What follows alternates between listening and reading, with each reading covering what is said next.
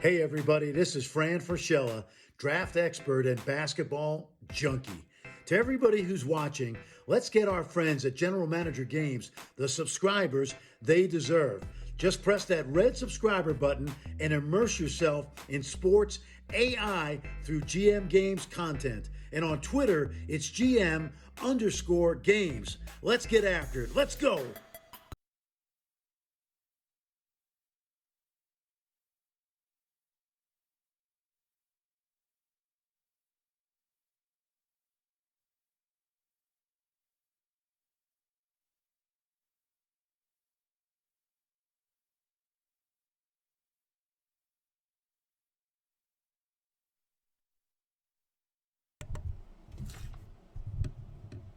There we go. All right. Check that. Audio's working. There we go. I'm live. Okay. So now, camera will come up in a second. Not that anybody needs to see my ugly mug, but it will be there momentarily.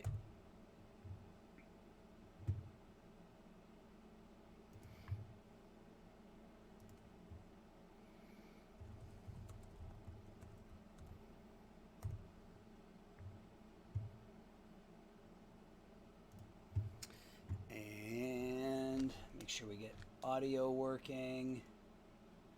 I don't know. I think audio's working. If it's not, someone will tell me, I'm sure. All right. What else do I need to do? I need to come here. Okay, I can close that now. Come here.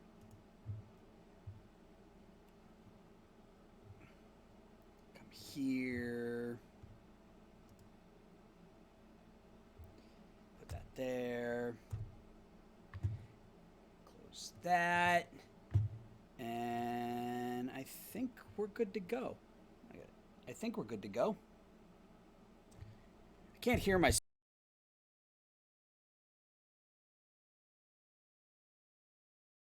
Just happened to the audio. That was strange. All right. Looks like we're good. Audio seems to be okay through OBS. I can't hear myself in my headphones, but whatever. I can hear myself without my headphones. So let's camera. And I think we're good. Yeah, we are good. So we are live. It is the beginning of season 9. Here, just one more second. What am I doing? I am. It's not where I wanted to go. Again, I'm not a professional streamer. I'm not even a below average streamer. I'm just somebody who likes to play video games. And the guys over at GM Games gave me the opportunity to do it, so here we are.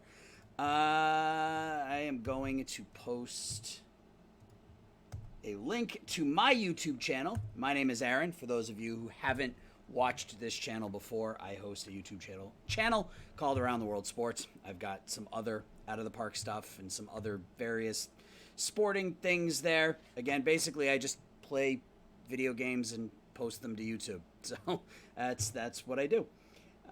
We are at the beginning of year 9 of our playthrough with the Rockies. And just a quick recap. We took over here in 2021. We were 54 and 108. Improved to 68 wins, 83 wins, 99 wins in 2024. That was our first playoff appearance. Dropped back down to 500 in 2025, and we have since rattled off 4 straight 100-win seasons, including winning the World Series back in 2027. We've won the division the last 2 seasons, and we are about ready to start year 9. What changes did we make to the team this offseason? We signed a couple of free agents, the big one being Lucas Giolito. We signed him, I think it was like a 3-year, $30 million deal.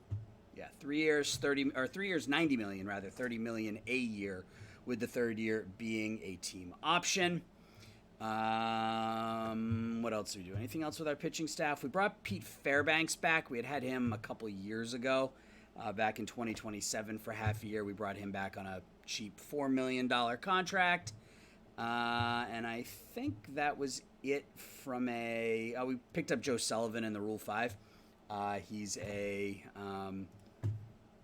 pretty good, I guess. He was a top 100 prospect when we plucked him. Excuse me. He's nothing now, so we'll see what happens with him. But we picked him up, ground ball pitcher, 3 decent pitches, and then offensively, the only real move that we made was we signed Matt Chapman. Even though we had Sal Stewart already at third base, I made the decision to move Stewart to second.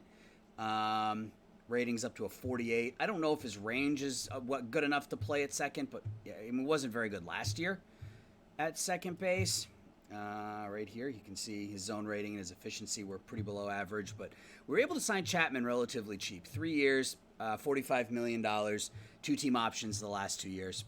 So we're basically going to pay him for 1 year. And if he's no good, we'll just bench him, and we'll figure out what to do at that point. So we are going to play opening day here against the New York Mets. The Mets also have a brand new ace, Shane Bieber. They just signed him to a 4-year, $86 million contract, the 4th year being a vesting option. So we'll be taking on Shane Bieber, Jared Kelenic, and the New York Mets. So let's do that, I guess. Let's play the game. So the Mets are going to be starting Khalil Watson at short, batting leadoff. Edgardo Fermin batting second, playing second. Jared Kelenic will bat third, play left field. Heston Jerstad will bat cleanup and play center. Alexander Ramirez will bat, excuse me, got something stuck in my throat. Bat fifth and play right. Shervian Newton will bat sixth and play third. Evan White will play first, bat seventh. Nate LaRue will do the catching, batting eighth, and Bieber will bat ninth. He was 7-10 with a 4.20 ERA last year. For us, it's Lito batting leadoff, playing right field. Wozniak, 2-time most valuable player, batting second, playing first. Chris B will get the start in left field, batting third. Andrew Jones Jr. will bat cleanup, playing center. Sal Stewart will bat fifth, playing second. Matt Chapman bat sixth, playing third. Willie Castro batting seventh, playing short. Drew Romo in the 8-hole doing the catching. And Lucas Giolito will get the start for us. His first start with us, 17-6 with a 3.14 ERA last season. So let's get started. Opening day, our ninth full season starting with the Mets. So Khalil Watson will bat leadoff for them. It's a pull hitter, so we will shift right off the bat, and let's get to it. 46 degrees here in Colorado. First batter is a strikeout, so good start for Giolito. Another pull hitter, another shift. 3-1 pitch to Fermin. Oof, not a good start. So home run or a strikeout followed by a home run to Fermin. 1-0 Mets. Here comes Kelenic. Is it Kelenic or Kelenic? And he gets a double to center field. I think it's Kelenic, but I don't know for sure. If somebody's paying attention and you correct me if I'm wrong, that'd be great. Jerstad now. Hits a fly ball to left. That one's going to be caught out there. 2 away. And Alexander Ramirez, pull hitter, shift left. Ball gets away. Runner on third now with 2 outs. And they get a base hit. So the Mets take a 2-0 lead in the top of the first. So rough start to this one for Giolito. Shift right. 2-1 pitch. Trey Giolito, he's done. He gave up that home run and then a single. So he's got that ERA of 18 going here in his first inning of play. So yeah, we may have to look to move him here. No, we won't do that. Bieber facing Lito. And that's a leadoff single. Kelenic. I didn't even think about it with the sun going down.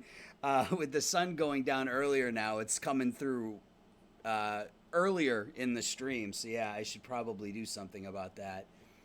No, it's my office, Chris. I'm in my office, and my office is in a detached garage. So it's like a finished space above a detached garage. So it is, there's not much stuff up here because most of my stuff is in my basement, like all my the pictures and autographs and everything else is actually down in my basement. So this is my office, but yeah, I've got Bruins flag or Sox flag over there. I got a Bruins flag on the floor behind me. So yeah, this isn't my cave. My cave is actually in the basement. So you've never heard Kelenic, so Kelenic. All right, we'll go with Kelenic then. Random task. We will go with Kelenic. So leadoff single for Luke Lito. Sam Wesniak strikes out. Chris B grounds into a 6-4-3 double play. And we are through one, losing 2-0. Evan White. Strike three. Nate LaRue. Shift left. Yeah, it's good, man. When before we bought this house that we live in now, we lived in a 2-bedroom condo. And at the time, I've got 4 kids now. At the time, we had 3 with the 4th on the way, and we were in a 2-bedroom condo. And my office doubled as our bedroom, the laundry room, and my office, and that was just an absolute nightmare. So we had the one thing I needed was an office, and this worked out perfect. I mean, it's right out of the 70s. If my camera wasn't attached to my laptop and I could turn my camera around, you can actually see that wood paneling behind me goes all the way around the room. So it's literally out of the 70s, but I love it. It's quiet, and yeah, it's good. Dope. Ground out by Bieber. So scoreless inning of work for Giolito. We go to the second, down 2-0. Drew Jones is hit by the pitch. And that will bring up Sal Stewart. He strikes out. Here comes Matt Chapman. Chapman hits that one to deep center field. It's going to get down. The odd graphical bug of out of the park baseball. That was a double that landed in front of the center fielder, but that's okay. Willie Castro is going to tie the game up. There we go. Random Task's favorite player from this playthrough, Willie Castro. 2-run double to tie it up. Drew Romo now hits that one to right. We now take the lead. So my front, yeah, there you go. My front office. Very good. Yeah, it's actually too big for me because on the other side over here, I mean, it goes, I don't know, about 15 or 20 feet that way, like beyond the computer. And my wife has a podcasting, everybody in the world podcasts, through COVID and everything. So my wife's got her setup over on the other side. Where are we in the seat? It's opening day. It is opening day of year 9. So very beginning, Giolito strikes out, and Luke Lito grounds out to second, but we score 3 and take a 3-2 lead. Hey, New, how are you? Yes, it is opening day. And Khalil Watson, he struck out first time up.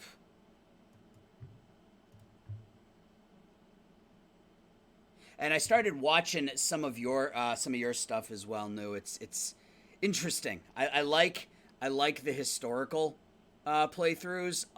I was always the first game I ever played in Out of the Park Baseball, which was I think Out of the Park 7, Out of the Park 8. I did a historical playthrough with the 67 Red Sox. I forgot to shift with the 67 Red Sox, and I played every game for, I don't know, 8 or 9 years. And, yeah, that was a lot of fun. I enjoyed that. Here comes Kelenic. And we are tied. Oh, it's off the wall. Okay, that doesn't look like a wall there, but that's fine. So a 2-out double. And Jerstad. Strike 3. All right, so we're still up by a run. Wesniak leads off. He walks. Chris B grounded into a double play last time. This is going to get down for a hit. And Random Task, you'll be happy to know that I am batting Chris B third and starting him at your recommendation because we've got Pennell sitting on the bench ready to go, but I'm starting B because you think he's a better hitter. So we'll see how it goes. Here comes Jones. That's a base hit to left. It's going to load the base. Oh, no, it looks like Wesniak is going to come around to score. All right. That works. First and second. We're going to try a double steal. Let's put the pressure on. We got 2 good base runners out there.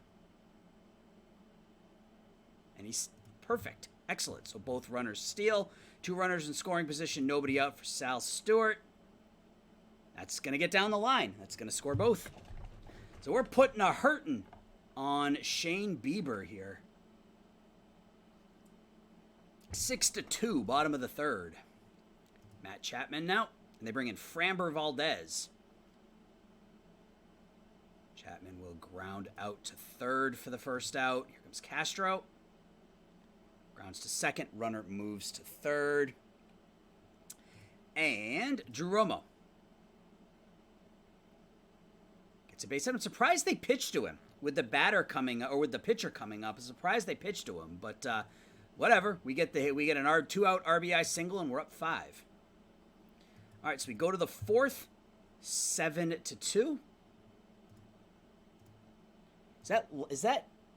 I'm gonna have to hang on a second. I have to do something about right as they hit a. No, it looks like it's gonna be caught out in center field. I gotta go do something about that light. That's pretty bad. The glare on my eye is pretty bad, and I look over and you can only see half my face, which I don't know. Maybe that's a good thing, but either way, I'll be right back. I'm gonna go close the blinds.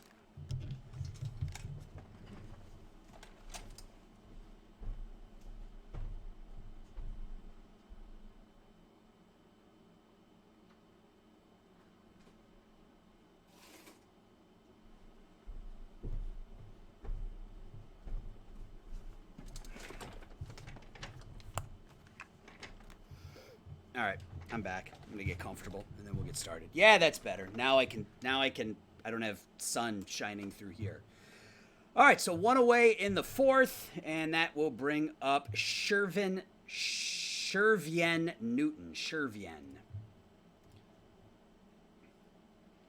swings at the first pitch, grounds it to third. It's gonna be a ground out. It was close to an infield hit, and then Evan White, 2-1 pitch. How was everybody's weekend? I had a good weekend. I drove up to see my oldest daughter yesterday. She moved out of state, got her first real job, so we went to go see her apartment and her place of employment and spent the day with her, so that was cool. And then today I did nothing. Today I watched the Red Sox and got ready to do this. Hey, Breeze, what's happening, man? So how was everybody's weekend? Everybody's weekend good, I hope. So we go to the fourth. Strike out by Lito. And if I sound awkward, I mean, most of you guys have been in here before, but if I sound awkward, it's because I am awkward. I don't do this a lot. So, I'm still trying to learn how to do live streaming. I am good, Breeze. I am very, very good tonight. Have you done any more? I haven't seen any new videos from you since the That's a mistake. Your biggest mistake was getting a job. What? Oh, yeah, for her. Yeah, well, I mean, if she didn't get a job, she'd still be living with me. So, I want her to get a job. Let's keep going here. Wesniak hits a fly ball to left. Tonight, I'm drinking black tea with lime juice. It's pretty gross, but I wanted something that wasn't water. Chris B grounds back to the pitcher. We go down in order in the fourth. They bring up 8, 9, and 1. Now I'm proud of her. She it's gonna be a base hit for LaRue. She graduated college back in May, and you think you played too much OOTP. I did the same thing, man, and you can actually blame Random Task for that because he got me hooked on online OOTP, which is not something that I had literally ever done until he recommended it to me. And I'm now playing in two online leagues as well as the stuff I'm doing offline. So I played a ton of that. In fact, I was playing my offline save right before I was getting ready for this. But yeah, I know I'm really proud of her. She graduated college in May, and she was able to find a job in her field that she started last week. So I'm very, very proud of that kid. She's very talented and very smart, and far smarter than her dad is. So, and we get out of the inning. So oh no, so that was a single. It went through the second baseman. All right, here comes Kellenic. Can we get out of the inning? We can. It all starts innocently enough, and then you get a job, you get a mortgage, then a dog, then a wife, and it never ends. Yeah, no, mine went kind of went a different order. I got the job, then I got married, and then I got divorced, and then I got married again, then I got a mortgage, then I got a wife, then I got a dog. I had to not argue with my wife, but getting a dog was a challenge. All to retire so you can. Here's the thing. I wouldn't let her just stay in my basement playing video games all day. I mean, I'm at a point in my life where if I want to play video games all day, I can. Actually, that's not even true. I mean, I don't make enough money to just play video games all day. But as most of you know who follow my YouTube stuff, I do play out of the park baseball when I should be working. I basically just go back and forth. This is obviously my gaming PC, and then the one I look over here to my left at, that's my work PC. So when I'm doing this, I can do this, and then something pops up here, and I take care of that, and then I come back over here.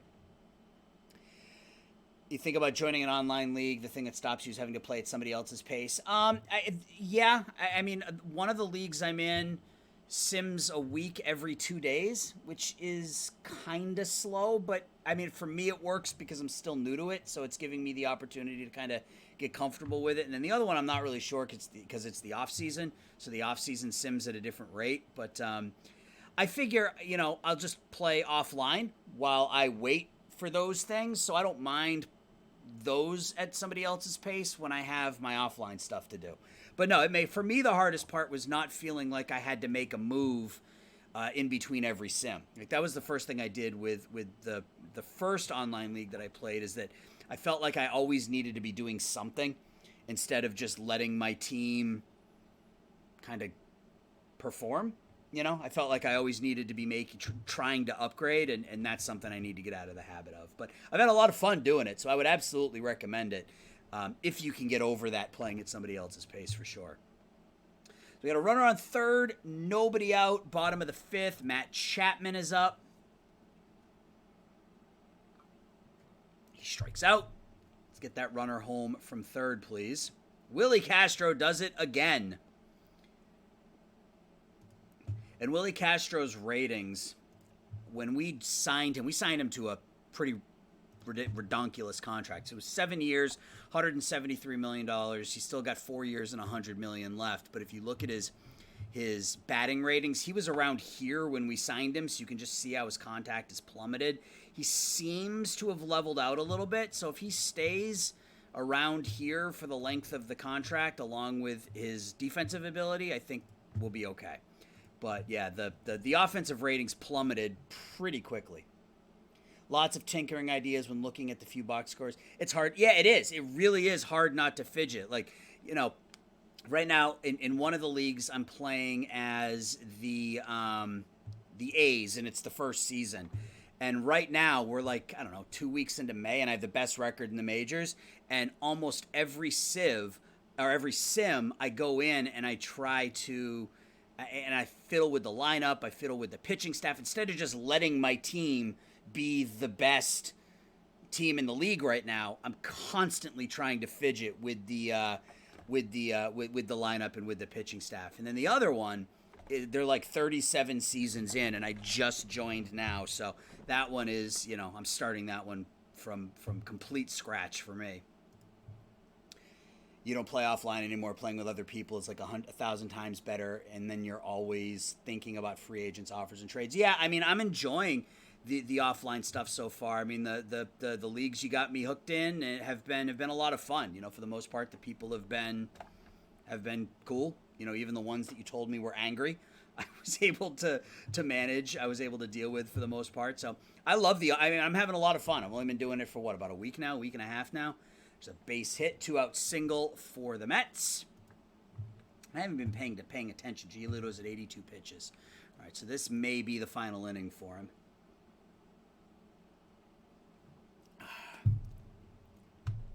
Random tasking someone to fleecing deals. Yeah, I know. And he's tried with me a couple of times. And I'm not allowing it. He'll claim that he's not trying to, but we both know. We both know what he's up to. We're gonna get Junior Macy's up. We're gonna let Giolito bat. I'm gonna bring him out in the 7th and keep him out there until someone gets on base. Luke Lito. That trade was not a fleece. Says you. No, you're right. It wasn't. That it was a fair. It was a fair-ish deal. Let's see if I can remember what it was. It was Matt Chapman and Sean Manaea for Pete Crow Armstrong, Dominic Smith, JT Ginn, and 2 other players. Who are the other 2 players that I'm missing? It was a fair enough trade, but I couldn't move Chapman. It was a fair trade. I joined. It was a bad trade for him considering he was in first place, right? Yeah, no, we didn't make a league, Chris. I joined leagues that Random Task was already in, and they had openings, so I joined them. If we had started one, obviously we would have put something on the, on the Discord or whatever. Back scratching. Well, I'm not going to give up. I mean, I'm in first place. I have the best record in the league. I'm not going to trade, my all-world third baseman for prospects, even if, it's something the A's might do, because the A's are always looking kind of down the road. So, Chris B. It's going to be a fly out center. All right, so we go to the 7th. LaRue. It's 8, 9, and 1. I don't think they will bat or pinch. I don't think they will bat Ginn, but we'll see. Here comes 3-2 count to LaRue. Ball 4, and that's going to. No, he's at 90 pitches. Let's just let him bat. Let's see how he does. Strike out. Let's see how he does here against Khalil Watson. Strike 3. Excellent. Can we... Let's see what Fermin does. Okay. Yep, I should have pulled him. If I was in last place, the trade would have made a lot more sense. Sure. Yeah. Even with that being said, though, all right, it's time to pull Giolito. Even with that being said, Chapman's still under club control for, it was a few years, so. Kellenic against Macy's. Can we get out of this one without giving up any more runs? We can. Excellent. So 6 2/3, 8 hits, 2 runs for Giolito. Used to host one on the server, a 1-game-a-day league. You weren't in it. 1 game a day is really, really slow. I don't, I want to be able to get through more than at least 1 year in a real year. But yeah, this one does 1 week every 2 days. Is that right? 1 week every 2 days, and then the other one is that gets over the head of the right fielder. Gonna be a leadoff double for Drew Jones, and then the other one I don't know because, like I said, it's still offline. So the offline sim speed is, or the it's off season. So the off season sim rate is a little different. Matt Chapman strikes out, and Willie Castro strikes out. All right, so we go to the 8th. We're facing 4, 5, 6. And it's an 8-3 game now.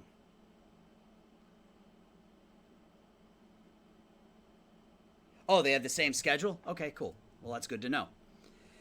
Alexander Ramirez, shift left. Strike 3. Shervin Newton, shift right.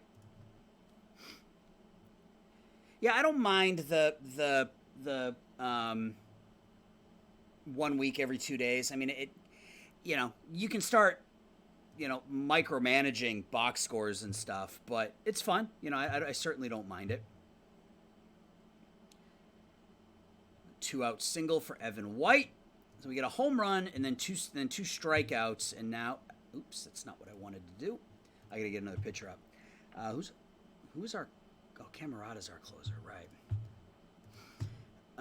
We will shift left against the catcher. Cool. So strike 3. So we go to the bottom of the 8th, up by 5. Yeah, I've enjoyed it. I've said that half a dozen times now, but yeah, I've enjoyed the online stuff so far.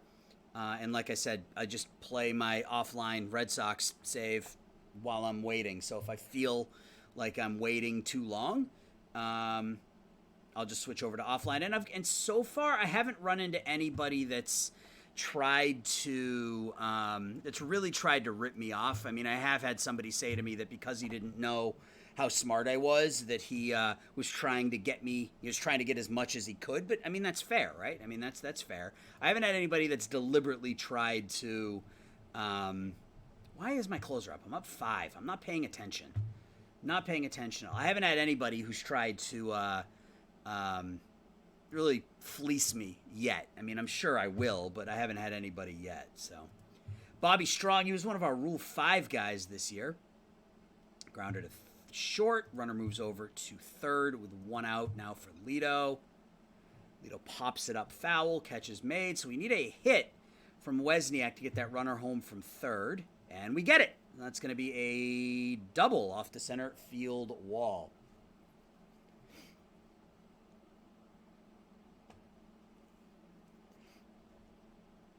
It's called Online League. The BLM...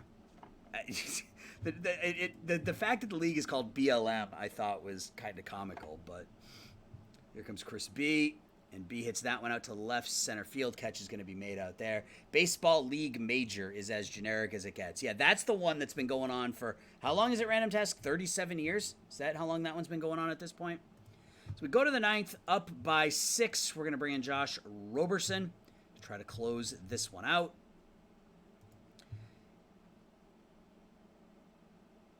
Ground a ball on the infield, an infield single. So good way to start this one. Shift right. Watson strikes out. 4th strikeout of the game for Khalil Watson. Shift left.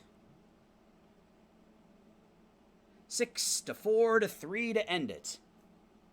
Oh, it's 20 seats? I don't know why I had 37 stuck in my head. I think you may have told me that you were in one that had been going on for like 37 years or something. I can't remember. All right, so we win the home opener, 9-3. Good game. A lot of offensive production up and down the lineup. All 8 starters had at least 1 hit. Willie Castro had 3 RBI. Sal Stewart and Drew Romo each drove in 2. Giolito wins in his debut, strikes out 9, throws 101 pitches, and we hammer Shane Bieber to the tune of 7 hits and 7 runs in 2 innings. Yeah, and I think we're just going to keep simming. Did I put in a claim on somebody? I thought I put in a claim on someone. I can't remember who it was. Was it a pitcher? No, I was thinking about it. I was thinking about putting a claim in on this guy. He wasn't very good last year. He's a fly ball pitcher, making the league minimum. I mean, would he replace anybody we have on our... I don't think so. Let's make Newton a reliever just to make sure he's in the right spot. I don't think so. All right, we're going to not put in a claim on him. I had a guy rename his basketball mobile name acronym from BLM because he obviously lose keyword hits to that. It's BBLM now. Yeah, that's probably a good idea. I mean, those are things you got to think of course. To get back to it, like I said, I mean, so far I've made a handful of trades in one league. I made my first deal in the other one today, and it's fun to, kind of negotiate with real life players. And like I made a spreadsheet of all the players I was interested in and sort of it laid out kind of the level at which I was interested in them. And I was able to get I think a pretty good deal out of him. So we're going to just keep simming. I don't know how far we're going to get tonight. Ideally for me, we would get to July 1st, and then my next episode on Wednesday can be that July episode, but we'll just see how it goes. So our second starter is going to be Tanner Brubaker, who has been our ace for the last years. And I want to check on something. I want to check on who do I want to check on? I want to check on why can't I think of his name? What is wrong with me?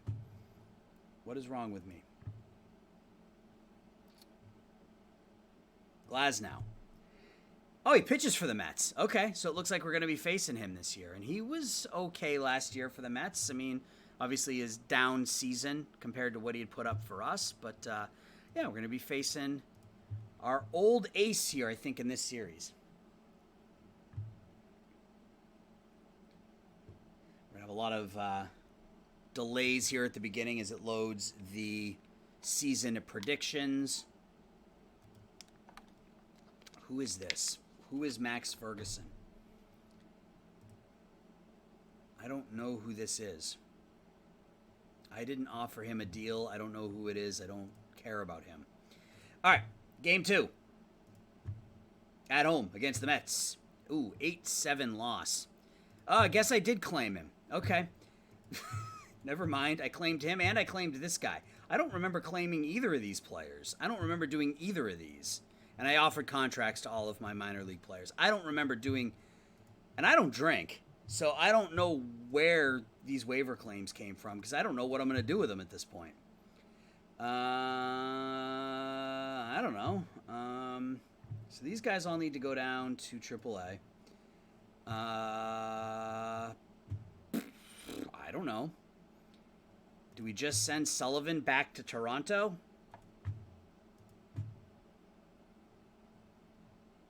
I mean, this guy was really good in AAA last year. I don't know. Maybe I see if I can.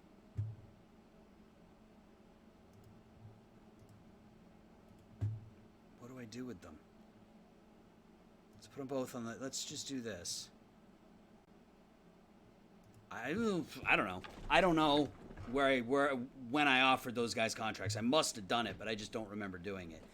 Yeah, and this is my fear, is that our bullpen is not going to be that good. Brubaker wasn't terrible. 4 hits, 4 runs, and 6. That's not great, but Haas came in, gave up 3 runs. We got home runs from Stewart, 2 from Romo, 1 from Wozniak. Game 3. Trade them? Yeah, I might. Let's see what we can get for them. I don't remember putting in an offer. I must. Ooh, rough start to the season. 6-2 loss.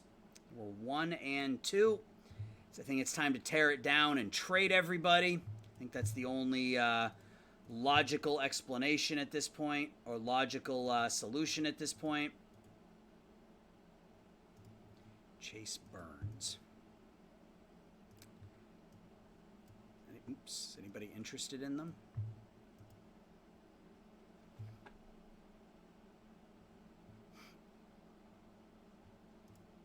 Wally. He's not very good. I don't know. I mean, they're not terrible offers. Max Rajcic.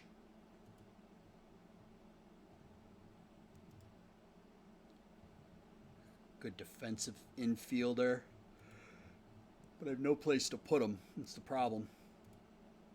I would need someone who's on a minor league deal, so I don't have to stick him on the 40. Well, I guess I can put him on the 40-man, but I don't have any place to put him on the big league roster. Guzman's a pretty good bat, but again, don't have a place for him. I think I'm just going to hold off for the 10 days that I have, and then when it forces me to make a decision, I'll make that decision. Ikumasa Noguchi.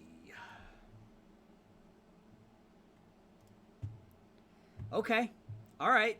This was somebody I had talked about in my last episode.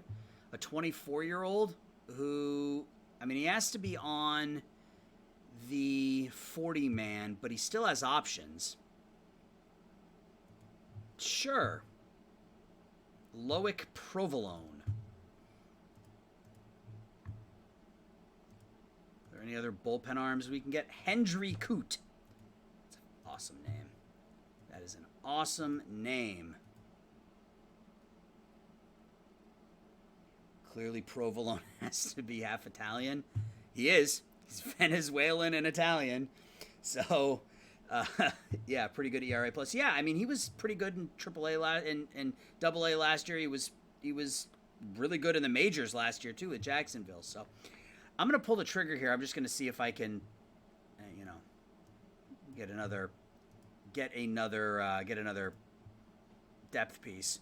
Again, if I can get as many depth options as I can.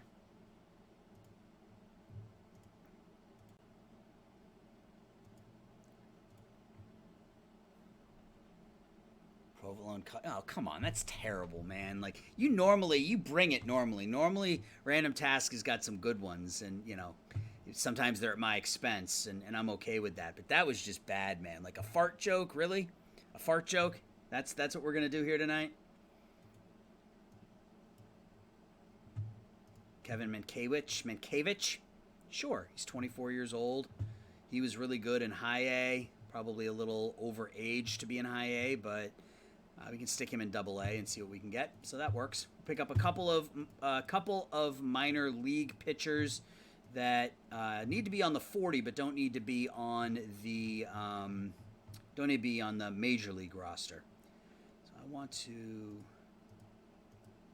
Man, we have a ton. Not a ton. We still have some good young players that we. That's what OOTP says when you have a prankster. Does it really? It does not. That's got to be a lie. It says he cuts the cheese with the best of them. I don't believe that. All right, let's keep going. 3 games against the Dodgers. Can we end this 2-game losing streak?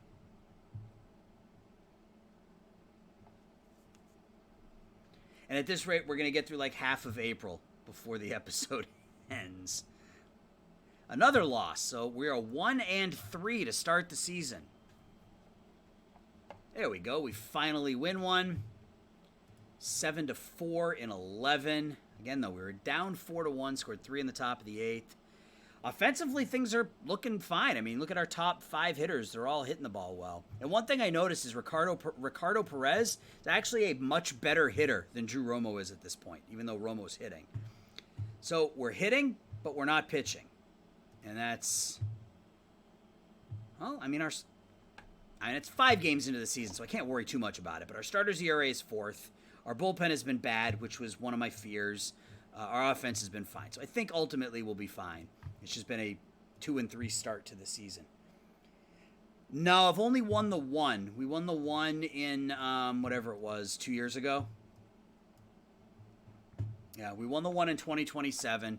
We won the division in 2028 and made it to... We got knocked out in the first round of the playoffs by the Cardinals, maybe? And then last year, we made it to the World Series last year, didn't we? Or am I thinking of my other one? I can't remember. Yeah, we lost. Okay, so we lost to the Dodgers in the first round in 2028, and then in the NLCS last year, we lost to the Cardinals. So at least the Dodgers haven't made the World Series in the last 2 years, and they've fallen off pretty significantly. They've been pretty bad they were really bad last year, and they don't look to be much better this year. So, but we finally pick up another win, so we win 2 in a row to even our record at 3-3. Giolito picks up his second win. Now 3 in Arizona, but we have had 4 straight 100-win seasons, so it'll be interesting to. Well, crap. Okay. That sucks. All right. And since what do we want to replace him with? I mean, I guess we bring up LeCaire because he's the only infielder. Okay. And we're also going to have some decisions to make going forward because we got Raul Estrada, who's not really a center. I mean, I guess he could play center field with those ratings, but he's more of a corner outfielder. We have Danny Fisher, who's a pretty solid bat, but obviously he's blocked behind Wozniak. So, okay. Anyway, I'm getting sidetracked. We're all over the place here. So, Carter Young will become our new second baseman, which, I mean, he's fine defensively. The bat is what it is, but he's fine defensively. LeCaire will back up at second. Actually, let's just do this. I don't want Perez backing up there. I think what we're going to do is we're going to put Pinnell backing up at first to give him, some playing time when we can. Carter Young's certainly not going to bat third. Oof. Yeah, our lineup against lefties is not going to be great. That's going to hurt. That's going to hurt. Losing Stewart for the season. Great, we signed all of our minor league players. That's wonderful. 8 to 9 months with a ruptured Achilles tendon. So we signed him to a long-term deal, and he goes down for the season. What happened in this game? Brubaker pitches well, 5 innings, 2 runs. Fairbanks picks up the save. Bullpen was okay. Lito hits his first. So it's what, 3 in a row? Yeah, 3 wins in a row. Can we make it 4? We do. 9-1. Offensively, Pennell, 3 hits, 2 RBIs. Jones, 3 runs knocked in. Carter Young with 3 hits in his first start. Denny hits a home run, aiding his own cause. All right, so we've settled down a bit. 4 straight wins. And we'll keep an eye on second base trade block as the season progresses. We'll see how Carter Young does kind of in that starting role.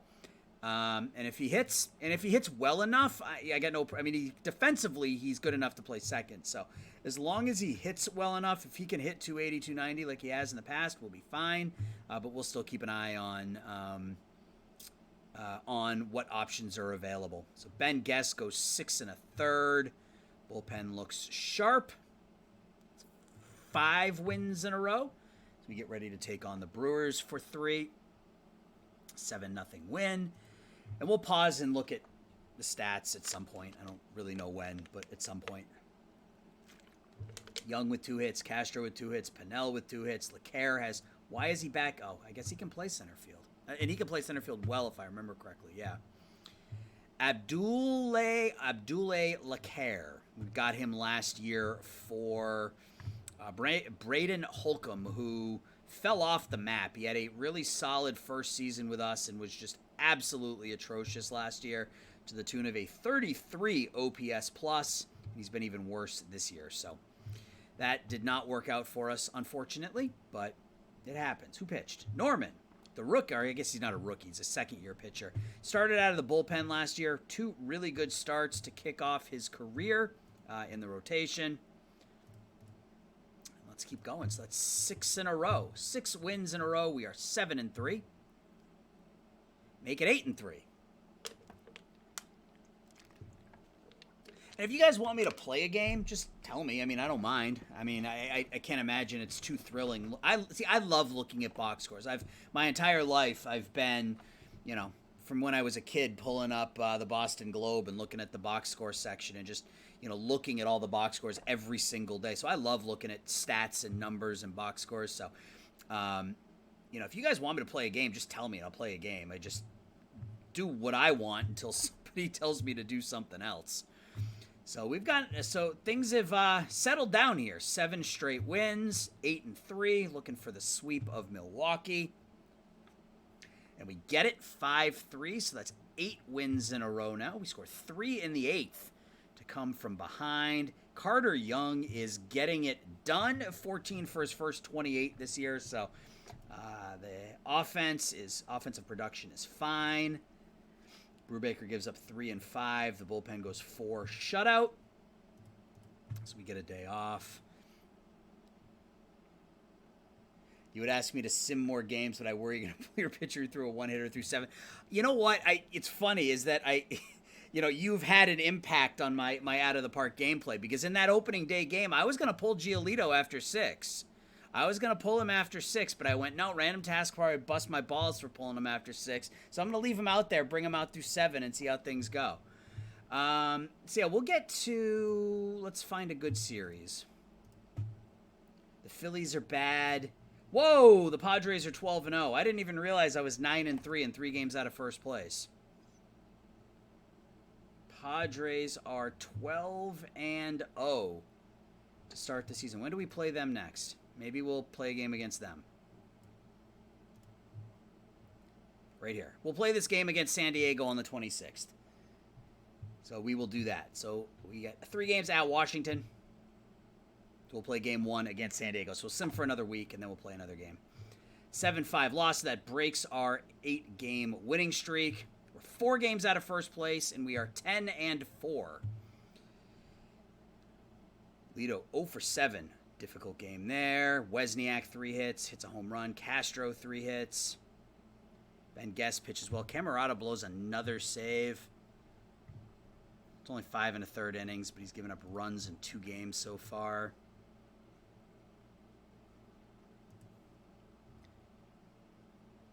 One time I went something crazy like that. I think it was 21-0, and then I lost 21 of the next 22. Yeah, I've had in this sim, I've had streaks where, I would win 9 in a row, 10 in a row, something like that, and then I would lose like 8 out of 9. It's just crazy stuff. So we win again. Kevin Norman with another good start. 2 hits from Chapman. It's his first 3 home runs in the last couple of games, so that's nice to see.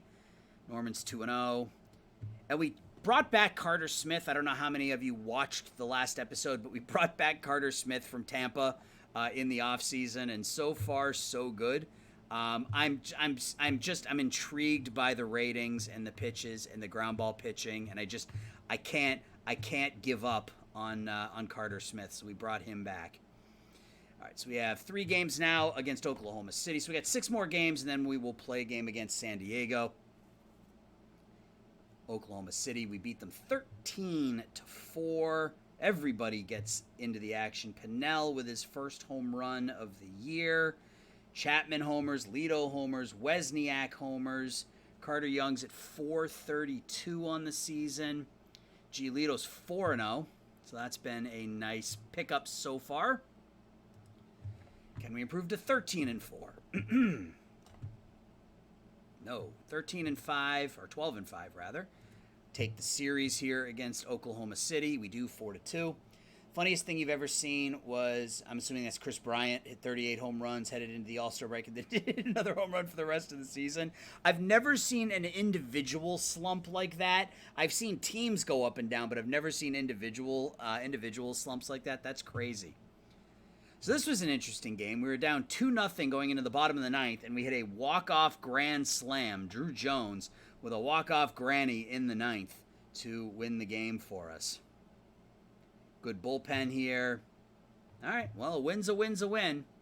13-5, still 3 games out of first place. Game 1 in St. Louis. 7-3 victory. Lido hits a 3-run homer. We have 3 more hits from Willie Castro. Look at that, 324 out of Willie Castro. Guest picks up his first win of the season. 3 shutout innings from the bullpen. Another win, 8-3. So since that 1-2 start, we are 14-3. So good stretch of baseball for us. Sam Wozniak, 4 for 4, 4 RBIs. No home runs. Doubles. Yeah, our offense has been pretty damn good this year. And we'll look at it here when we get to after we get through this game. We'll pause really quickly and just look at the stats overview.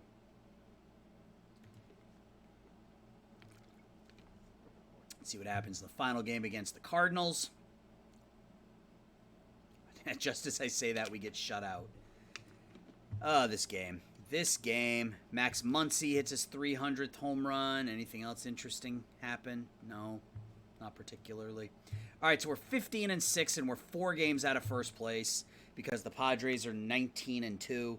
The Out of the Park engine, or used to, I don't know if they changed it, calculates how many home runs, hits, and strikeouts are supposed to happen in your league, and then each player is allotted a percentage of that based on how good they are comparative to the league. So in this, he was allocated like 38 home runs and then just hit them all at the beginning. That I don't want to say that would bother me, but if the stats were predetermined before the season starts, I guess it doesn't really matter because it all happens behind the scenes and you don't see it. But it's like, do you actually control your team, or does the game control it and you just plug and play, so to speak? Look at the Dodgers, guys. 5-16. 5-16. They have fallen on hard times, and I can't say that I care. So offensively, we have the best offense in the National League, 123 runs in 21 games. Pitching staff has been better. Starters have been really good. Bullpen has gotten better over the last couple of weeks. Giolito 4-1, 2.76. Brubaker's been up and down a little bit. Yeah, he had a couple of ass starts and a couple of... He can't go more than 6 innings, which is a bit of a bummer, but a couple of decent starts, couple of not-so-good starts, so he's got an ERA of almost 6. Jim Denny, looks like a couple of good starts. One start here that's sort of skewing his ERA a bit. Ben Guess has been solid through 4 starts. 3 runs in 6 innings is his worst start. And Kevin Norman, the rookie, getting it done. 3-0, 1.66. Offensively, Chapman, I mean, that's been a good start. I mean, that 46 home runs, especially now that we lost Stewart for the year, I'm looking like a genius bringing in Matt Chapman to play third base for us.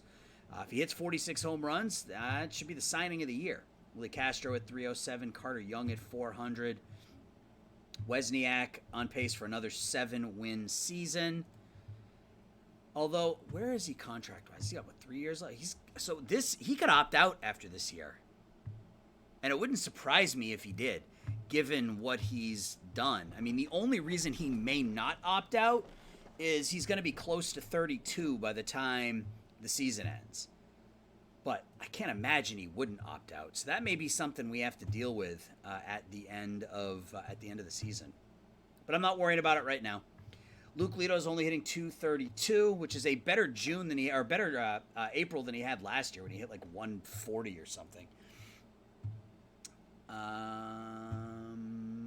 None of our prospects have gotten us started yet. But yeah, so let's play this game. Let's play this game against San Diego. So they're going to go Rock Riggio, batting leadoff, playing center. Victor Acosta, batting first, playing second. Tatis Jr. will bat third at short. Robert Hassel, the third, the cleanup hitter, batting fourth. Sal Frelick will bat fifth and play left. Luis Camposano does the catching. Manny Machado batting seventh, playing third. Austin Reed batting eighth, playing second. And Jagger Haynes, who's 2-0 with a 2.74 this year, 11-8, 4.21 a year ago. You don't think out of the park AIGMs are as concerned with age as they should be? No, I mean, someone would still sign him. I just don't know if he would opt out given his age. Like, I don't know if he thinks, all right, I'm 32. I have a chance to make $25 million this year, or can I make more than that on the open market? I don't have any idea. And for us, it has Carter Young batting cleanup, which is dumb. Why would it do that? I don't know. Chapman's tired. Okay, so we're going to get a strikeout-heavy game here with LeCaire out there, with LeCaire, Romo, and Pinnell. So we get an interesting lineup. Lito batting in right field, batting leadoff. Wozniak in the 2-hole as accustomed. Drew Jones will bat third. Jim Pinnell will bat fourth and left. Willie Castro will bat fifth and play short. LeCaire will bat sixth and play third base. Romo does the catching, batting seventh. Carter Young will bat eighth. Tanner Brubaker 1-0 with a 5.82. Oh, is it Jagger Hines? I like Jagger Haynes, man. That sounds cooler. All right, well, he can be offended if he likes. Jagger Haynes is a cooler name. I just assumed he was named after Mick Jagger, if you want the honest to goodness truth. I just assumed his parents were Rolling Stones fans. All right, so we got Brubaker going. And we are at home against the San Diego Braves. San Diego Padres. I was going to call them the Chargers, and then for some reason I went to the Braves. Anyway, so we shift right on Riggio.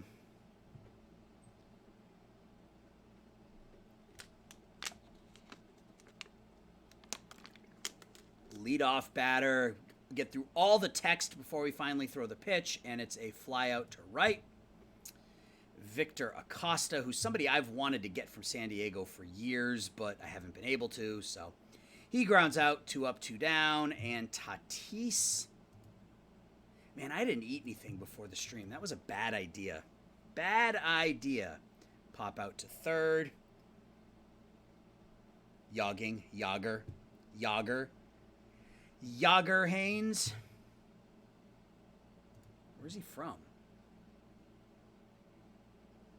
He's from Illinois, and it's Jagger. As in Jaromir? Like Jaromir Jagr? Like that? Luke Lito will bat leadoff against Jagr Hines. And that's a leadoff double. All right. Leadoff double. Good way to start the game. Here comes Wesniak. Grounds out to third. Lito will go to third. So runner on third. 1 out for Drew Jones. Grounds out to third. That will get the run home. And that'll get the job done. So we are up 1-0. And Jim Pennell, lefty on lefty. Grounded into the shift. And we are through 1. I don't know what any of that means. I don't know what is mukbang. If it's not apparent you're making all this up, are you? Okay, I have no idea with you, man, because you're really quick to correct me when I make a mistake. So I just assumed I was making a mistake. Robert Hassel III. Anyway, I calling him Jagger or calling him Jagr, as in Jaromir Jagr, I'm fine with either of them. Those are both really cool names. So either way is fine with me. Sal Frelick, 3-2 pitch to him. In the dirt, ball 4, Camposano. We will go into double play depth for the catcher. I guess I probably didn't need to go into double play depth with the catcher batting. He flies out to left. And Manny Machado will step in. How old is he now? He's got to be getting up there, right? 37 years old. For his career, 465 home runs. Does he go in as a Padre? I would assume he would go in as a Padre, right? Even though, he was probably, he was better with Baltimore. But I would think in this save, he would go in as a Padre. 1-0 pitch to Machado. Fly out to center. Mukbang is some fad from like 5 years ago where people eat food. Oh, like ASMR, like that stuff? I'm not going to do that. I'm not. Although ordering a pizza is not a bad idea, except I would have to get them to bring it up. Like they'd have to walk through my gate and then up into my office. So maybe I'll order a pizza when the stream is over and I'll just crush a pizza from like 10 o'clock to like 10:30 or whatever. Willie Castro leads off. We're up 1-0. Grounded to third. 1 away. LeCaire strikes out. And Romo strikes out. So pitcher's duel a bit through 2. We are up 1-0. Austin Reed, shift left. 1-2 pitch from Brubaker. Strike 3. Jagr Hines will bat, and he strikes out. And Rock Riggio, we will shift right for him. And Brubaker, it's going to be an infield hit. Yep, so the second infield hit of the game for the Padres. Hold runner. He steals second. Let's see if we can get out of this. We do. Strike 3. I thought they could choose. Like, I thought there was some discussion, like with Roger Clemens. There was a discussion as to whether or not he was going to go in as a Yankee or Red Sox. I thought you could choose. Is baseball the only one where you can't? I could have sworn that you could choose. You're gonna have to look that up for me now because I can't do it while I'm streaming. So, actually, I probably can. Let's look. Hall of Fame cap. I don't know how to look it up. According to this was from 2018. The cap decision is made by, where did it go? Oh, come on. It's made by the Hall of Fame senior staff and research team. They look at a player's career. Okay, so the player doesn't have the final say, but it might not necessarily be that it goes to the team that they play the most for. I guess it's the team that they played best for. Our Carter Young leads off, bottom of the third, 1-0. Base hit for Carter Young to right center field. We will bunt with Brubaker. Gets the bunt down. Sacrifice 1-4. So runner on second. 1 out for Luke Lito. Hits that one out to center. Catch is going to be made out there by Riggio. 2 away. Still have an opportunity here if Wozniak can get a hit, and he does. That is a 2-run homer. Sam Wozniak, let's go. 3-0. Drew Jones now. Hits that one out to left. So we're through 3, and we are up 3-0. Brubaker against 3-4-5. Shift left against Tatis. Tatis back from injury. A third infield hit of the game for the Padres. Tatis back from injury today, and he had a couple of hits, couple RBIs. Shift right against Hassel. Grounded to first. 3-6. Oh, almost had a 3-6-4 double play, which would have been highly unusual. 2-1 pitch to Frelick. Grounded to second. 4-6. So runner still on first now with 2 outs for Campusano. He's a pull hitter. 2-1 pitch to him. Grounded to third. And they get through the 4th. There was an incident where a player didn't want to go in with a certain team. I think it was Dave Winfield who refused to go in as a Yankee. Did he end up going in as a Yankee? Jim Pinnell will bat leadoff. And he will ground into the shift again. 1 away. Willie Castro. Grounds short. 2 outs. And LeCaire will bat. And will strike out. So we're through 4, and we are up 3-0. Machado, Reed, and Haynes. Full count pitch to Manny. Pops out to center. Again, for those of you, I got to go back to it. I'm stupid. I had it pulled up, and then I backed out of it. Come in here real quick. Sorry. This is where I want to be. So once again, guys, my name is Aaron. Chris with GM Games has nicely provided me with a place to live stream some content. That's my YouTube channel. If you want to check it out, if you don't, that's fine. Yeah, and we're in our 9th season with the Rockies, and talk about promoting myself. Do it if you want. If you don't, that's fine too. At any rate, we're gonna keep going here. 1-1 pitch to the number 8 hitter, Austin Reed. It's gonna be a fly ball to left. Catch is gonna be made out there. And Haynes, the number 9 hitter, will strike out. So we send him down in order in the 5th. We're going to have 7, 8, 9, Romo, Young, and Brubaker. Romo swings at the 3-0 pitch for some reason. Carter Young now. Grounds out to second. 2 away. And Brubaker. Grounded to third. 1-2-3, 5th. 6th inning, still 3-0. Shift right on Reggio. That's going to be a leadoff double for Rock. Maybe a triple. No, leadoff double. Here comes Acosta.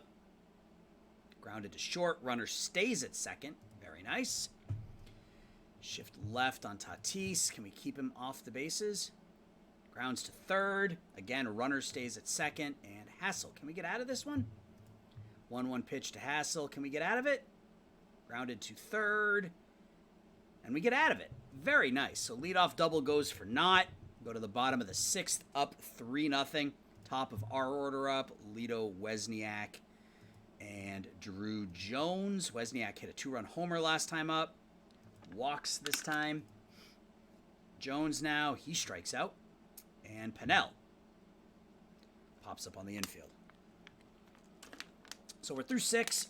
We are still up by 3.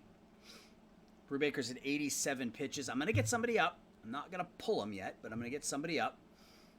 We're going to get Carter Smith up. We're going to trust Carter Smith. I don't know if I should trust Carter Smith, but we're going to trust Carter Smith. Sal Frelick is a pull hitter, so we will shift. Fly out to left.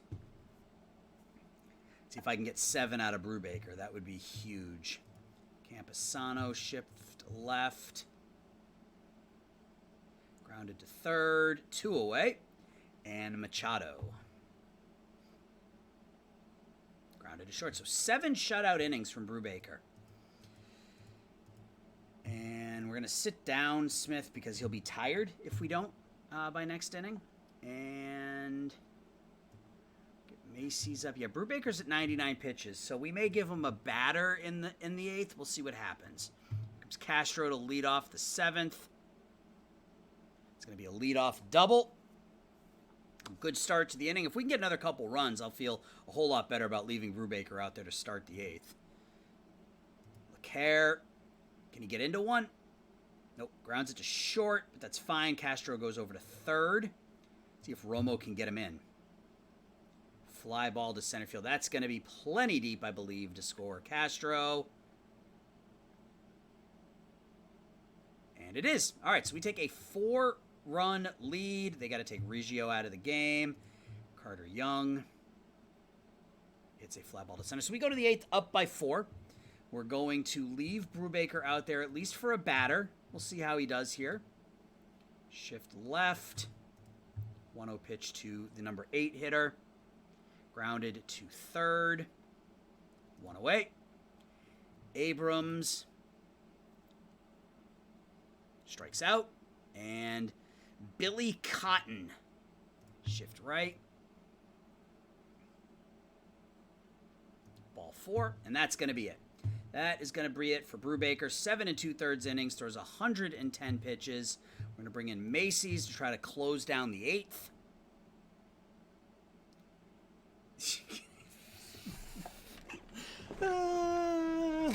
This game. Tatis, shift left on him. This can be their third loss. They're 19-2 right now. So we get Camerata up. And who do they have? Got a righty out there. So Chris B will come in and pinch hit. Yeah, they're 19-2, 19-3 right now. Either way, they don't have a lot of losses. Chris B hits that one to center. It's going to stay in the park. 1 away. Luke Lito. Strike 3. And Wozniak. And if I lose, it's your fault, random task, because of what you said right there. So, let's see how Camerata does here in the ninth against, I think it's the middle of the order for you, 4, 5, 6. Can we get through this one? Pop up on the infield. 1 out. Sal Frelick. 2-1 pitch to him. It's going to be a 1-out double, so the tying run will come to the plate, because of course it will. Campusano. 2-1 pitch. Grounded to short. So 1 out away, and it will be Manny Machado. 3-2 count, 3-2 pitch to Machado. Grounded on the infield. Tell me it's another infield hit. It's their 4th infield hit of this game. Here comes Kylan or Killen. Grounded to second. Throw the ball. Thank you. And we win the game. Brubaker had thrown 110 pitches through 7 innings. Why wouldn't I pull him? Either way, we win. So Wozniak hits his 6th home run of the year. Brubaker goes to 2-0. That's his best start of the year. Camerata picks up his 3rd save. And we are 3 games out of first place at 16-6. Let's see how game 2 goes.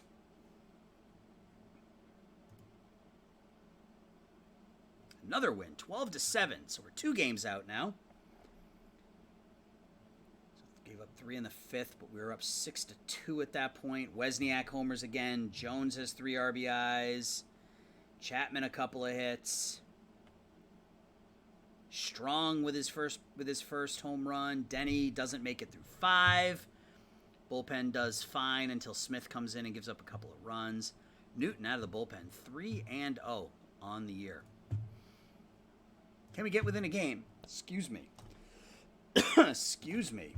Can we get within a game? Can we sweep the Padres? We do.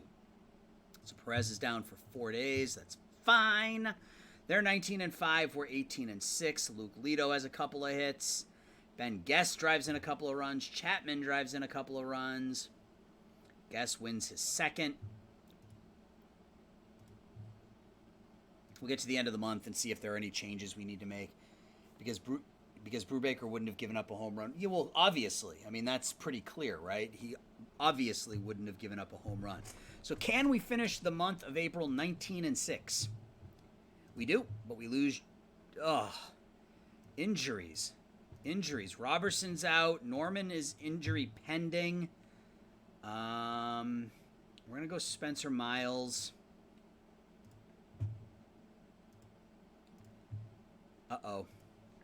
Injuries are going to be a problem this year already. Wozniak's up to 344.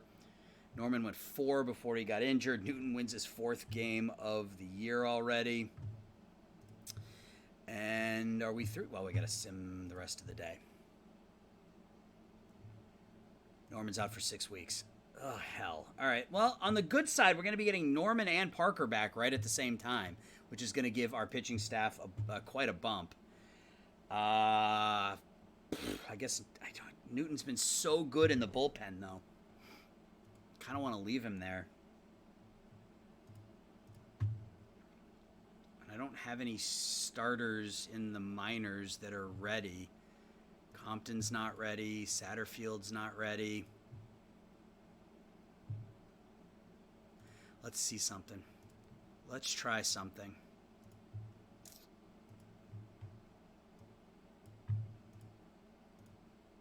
Let's see what we can get. Yeah, right. Yes, I'm thrilled. Can we get... I mean, there's some decent prospects in here, but I don't really need a prospect. I need someone to help me get through the next 6 weeks.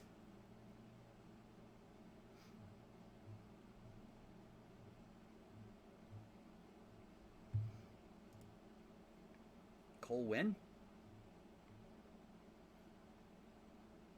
He's not terrible. 4 good pitches. He's above average. He's a ground ball pitcher.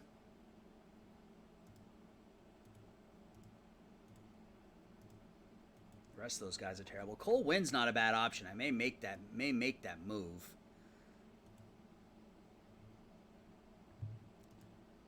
Trey Supak.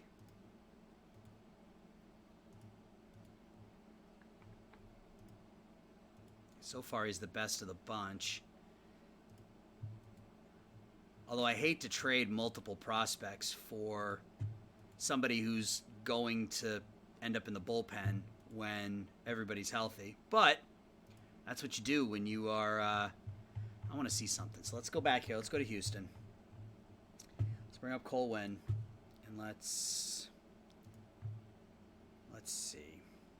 He can hit, but he can't field. I would prefer to give up Quintanilla.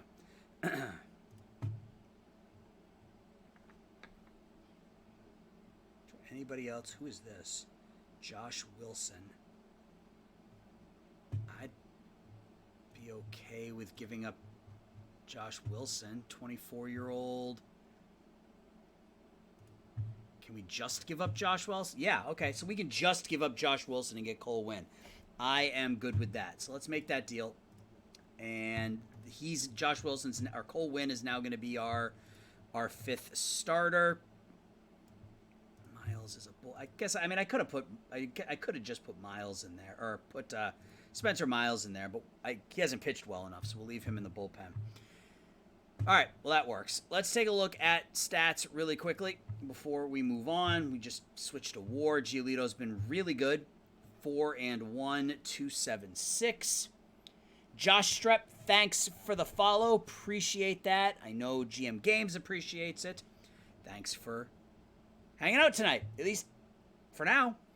Denny is 1-1, ERA of 5. All his FIP is 2.99, so I have to believe that when it's all said and done, he'll be fine. It was just like last year. He got off to a really bad start last year, too, and ended up 14-6 and almost 4.5 wins. Ben Guess has been really good. He's going to start to get expensive, and we don't have any money for next year. We could easily save $15 million by not picking up the option on Matt Chapman. We might have a decision to make with Drew Jones. If his ARB number is truly $17.5 million, that could be a problem. Chris B wants 3.5. I don't know if that's going to happen. So I don't know that we can even Yeah, we can't even offer him. I think we would have to offer him lower than his ARB number, right? Which is 9.6. So if we offered Guess, or 9.4, if we offered Guess like 9, that's 90. 12 and 15. Yeah, he doesn't want it. So he wants to go year to year, which is fine, but it means we may not be able to re-sign him. So we'll just have to see how it's going.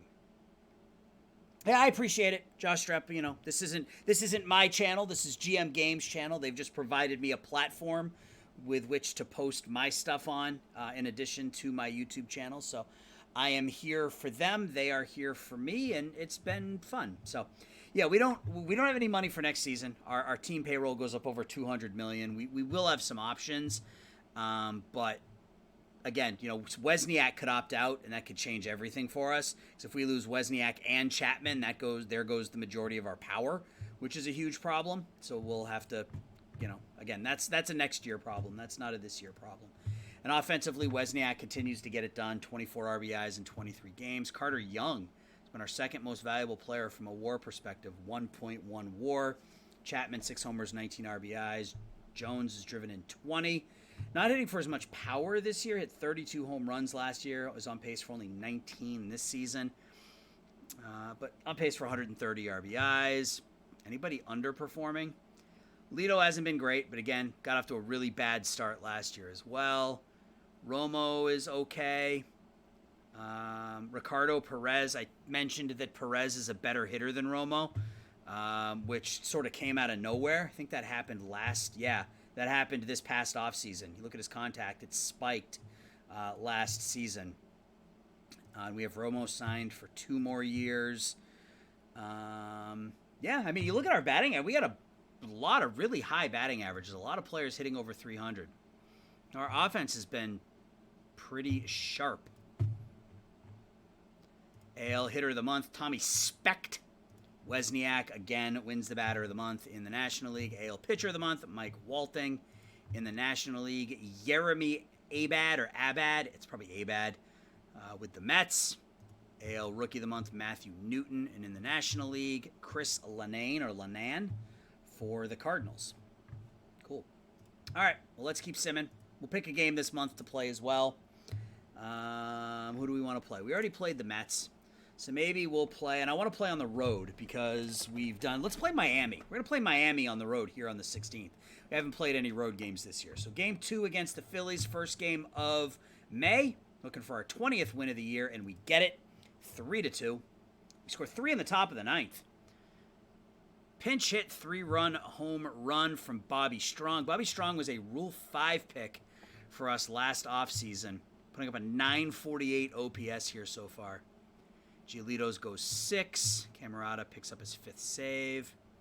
We are 20-6.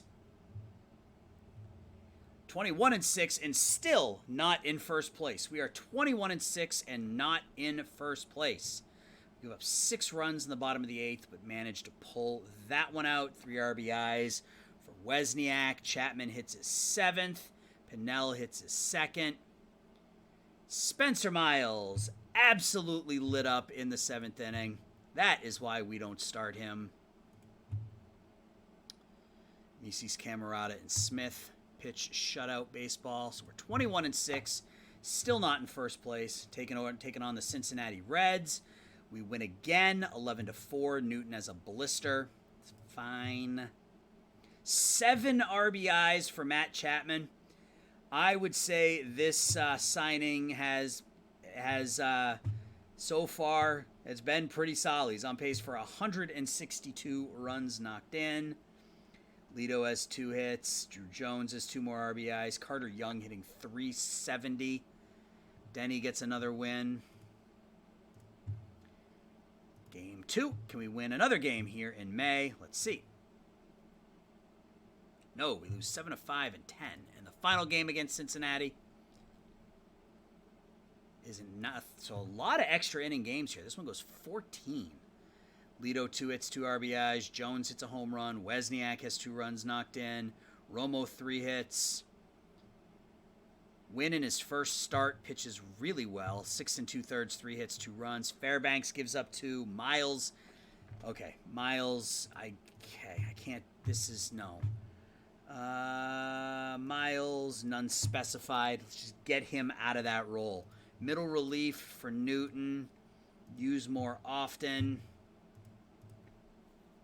So we got Carter Smith in long relief. Joe Sullivan is a specialist. Sure. We're going to need bullpen help. We are absolutely going to need bullpen help this year. Sam Huff, 32-year-old catcher for Jacksonville with 5 hits. We're 23-7. Let's look at the trading block real quick. Yeah, these two guys have been on here since the beginning, but they both want. I'm not going to trade with the Dodgers. I will trade with the Cubs, but they want a ton in return for this guy, and I don't know that he's that good. Well, they don't want as much now as they wanted earlier in the season. I don't know that he's that good, really.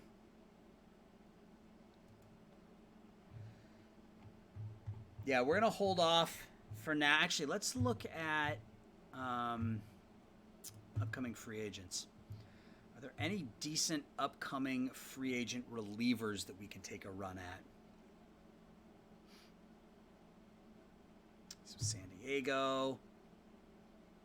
We could bring De Los Santos back. We had him a couple years ago. We can make another run at Tommy Doyle, who we've had multiple times. Have we had him multiple times? I think. No, we just had him for 5 years right at the beginning. He hasn't been good, but I can't imagine it would take much to bring in a Tommy Doyle. Really? Okay. Well, that's more than I want to pay. We do have a lot of prospects that I would be okay moving on from. I would be okay moving on from Eichaker, Mathis. Those are really the two big ones. Mathis has got just crazy power, but I prefer Fisher's profile. Not quite as much power, but a better eye and better gap power. And Eichaker's just blocked behind like 4 different players. So those are 2 players we could consider moving, but I'm not going to do it right now. We're still okay. We're a game out of first place. We're 23-7. Yeah, I don't know what he'd play like at Coors either. I was attracted to him because of his stuff and the fact that he was a ground ball pitcher. Those are the 2 things those are the 2 reasons that I was kind of attracted to him in the first place. Guy looking at a screen. Thanks for the follow.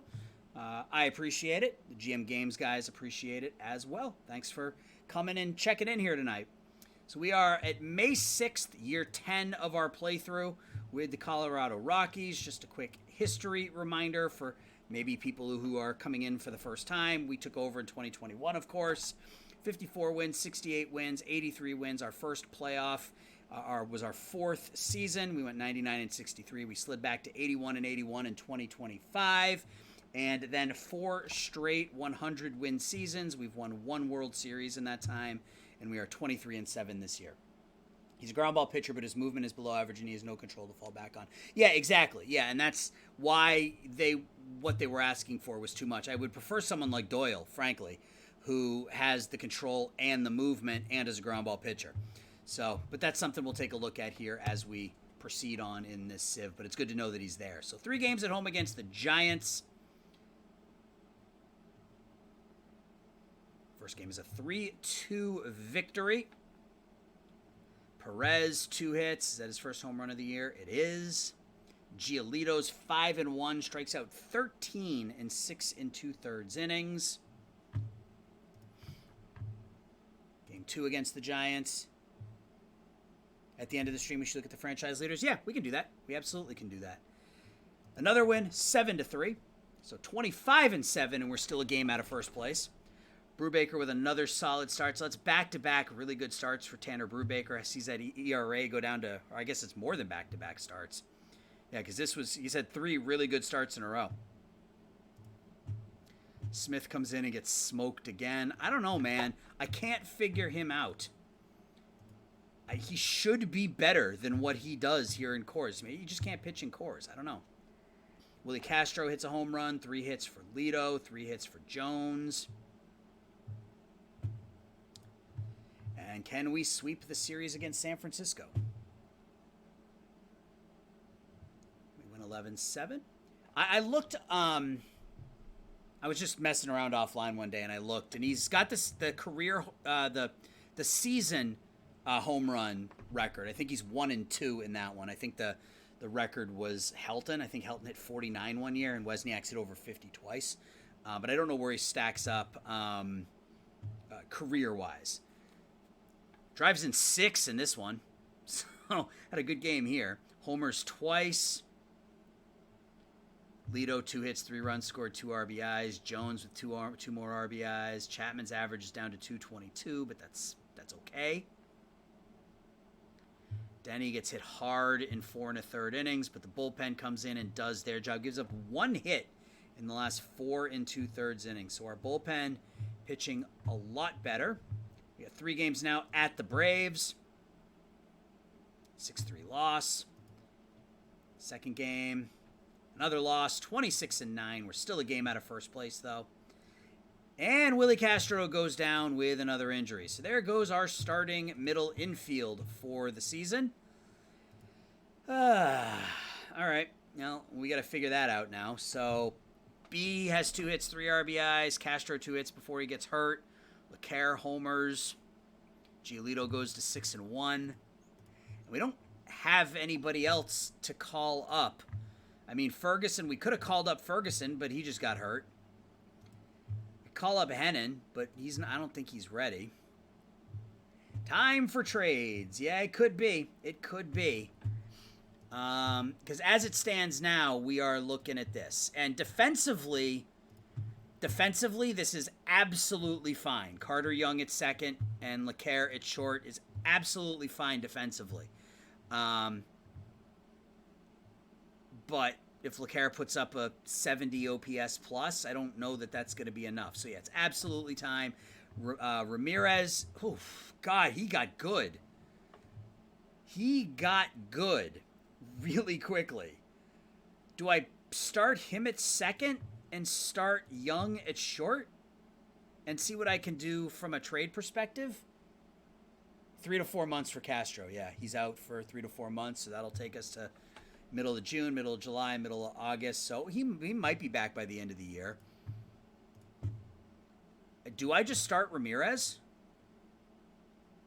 Let's see what's available on the trade block. Middle infield, not much. Amaya is a defensive player, but we've got better already. Christian Arroyo, I'm not paying $13 million for him. Cameron Cannon, he's not bad, but he's not better than Ramirez, is he? Tommy Edman? Have we had Edman in this playthrough? I feel like we have. No, that must have been the Tigers. Nick Gonzalez, he's making $12 million as well. And he's making money next year. I'm not paying him next year. And there's not much on the trade block. Again, let's look at the free agents. Are there any free agents available? Nick Solak. No. Luis Arias. We could bring him in at second base. We all know he can hit. He spent the last 2 seasons playing independent ball. Really? Okay. Not Edman at that salary. Yeah,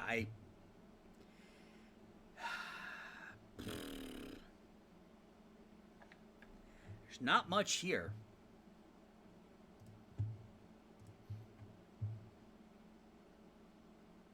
Rendon. These guys can. Devers and Rendon can only play third. Mountcastle can only play first and third.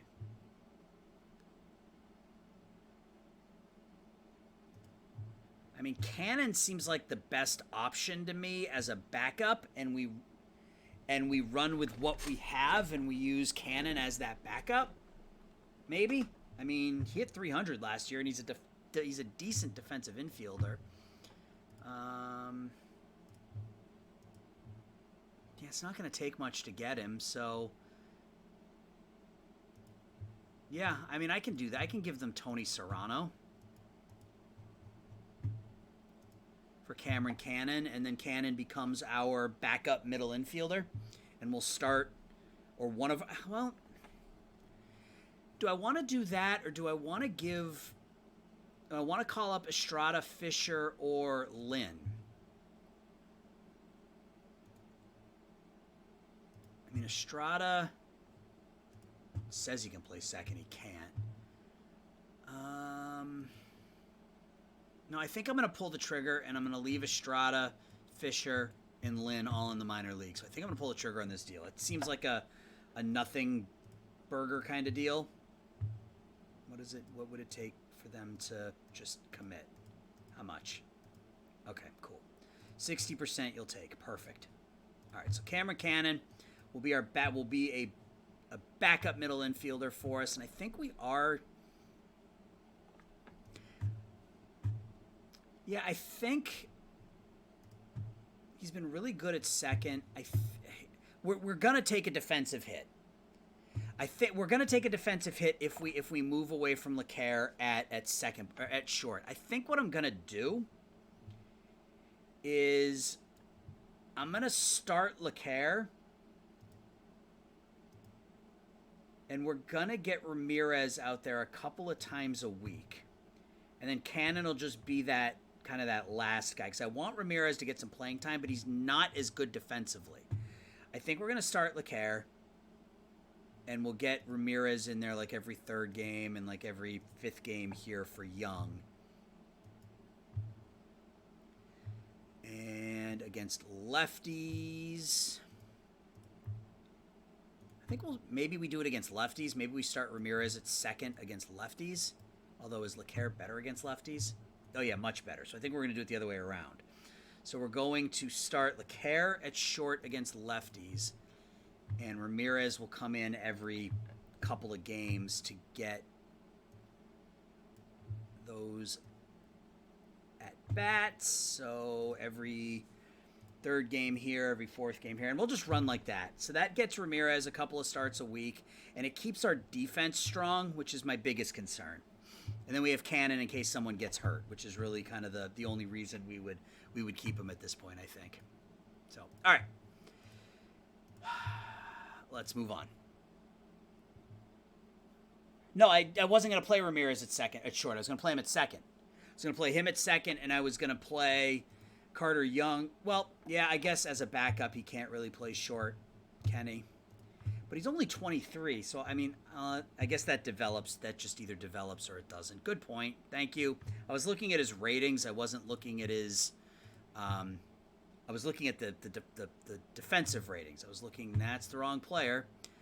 I am all over the place right now. I was looking at everything else. I was looking at the range, the error, and the turn DP. So, yeah, we'll do second base for Ramirez. And then, I mean, I still would like to get him some playing time. So it's interesting. What are we going to do next season? I mean, we've lost our entire starting middle infield. Well, next season is next season. I'm not going to deal with next season right now. Sim through the day off. 3 games against Pittsburgh. Then we're going to play this game against Miami. And I'm going to save real quick so that the game doesn't crash on me.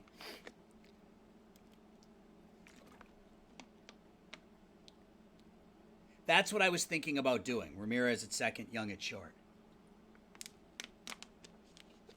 But we wouldn't be as good defensively if we did that.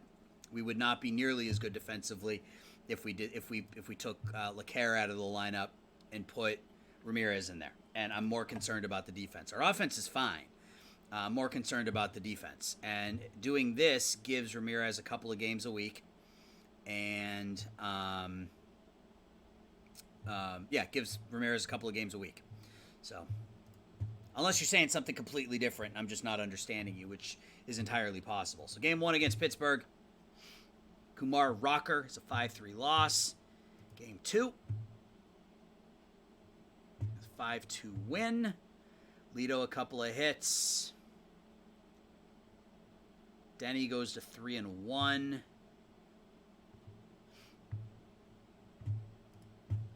Game 3. Yeah, I put Cannon in as the backup shortstop. 13-4 victory. I don't know how much he's going to play, but I'll put him in. So Lito has a couple of hits, got that average up to 276. Wozniak, 2 hits, 3 runs scored. B had 3 hits. Chapman had 3 hits and 4 RBIs. Cannon in his first start with us goes 3 for 5 with 2 RBIs. Carter Young has 3 hits, 3 runs scored. So the trades are working so far. Again, Guest goes 6, Smith and Newton. Newton hasn't given up an earned run this year. 21 2/3 innings, 12 hits, 2 walks, 25 strikeouts. You love the ERA plus at 9.99. Fantastic. How's the pitcher doing? I know his first start was pretty good. Has he made a second start yet? Yeah, he's made 2 starts and pitched well in both of them. And he's going to get... Oh, we're going against Carson Montgomery. He's one of the best pitchers in baseball, and this is the game that we're going to play. So we are in the lead now. We took over the lead in the National League West. We're 29-10. We're going to be taking on the Miami Marlins. We're going to be going against Carson Montgomery, who is their ace. Has been injured often. Or I guess maybe he hasn't. I guess he got hurt in... When did he get hurt? He was out for almost a full season, wasn't he?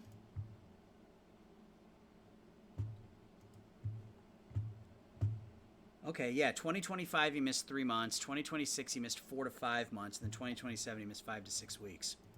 So he has missed some time. I'm not out of my mind. So far this year, 2-2 with a 3.38 ERA. And yeah, this is the game we're going to play. So we are going to play this one against Miami. I just want to see their ballpark. So let's take a look at the Miami start. Well, I guess for us, it's Luke Lito batting leadoff and right. Wozniak first base, batting second. Pennell will bat third and play left. Drew Jones batting cleanup in center field. Matt Chapman bats fifth, plays third. LeCaire will bat sixth and play short. Ricardo Perez gets the start doing the catching. Carter Young will bat eighth, and Cole Winn will come in and pitch for us 1-0, 1-1 with a 2.80 ERA on the season for them. Oh, they're not starting Montgomery. Good. Tamar Johnson will bat leadoff and play short. Alexios Cotter, the former Colorado Rocky, will bat second and play center. Jaden Fine will bat third and play right. Sam Wynn bats cleanup, plays first.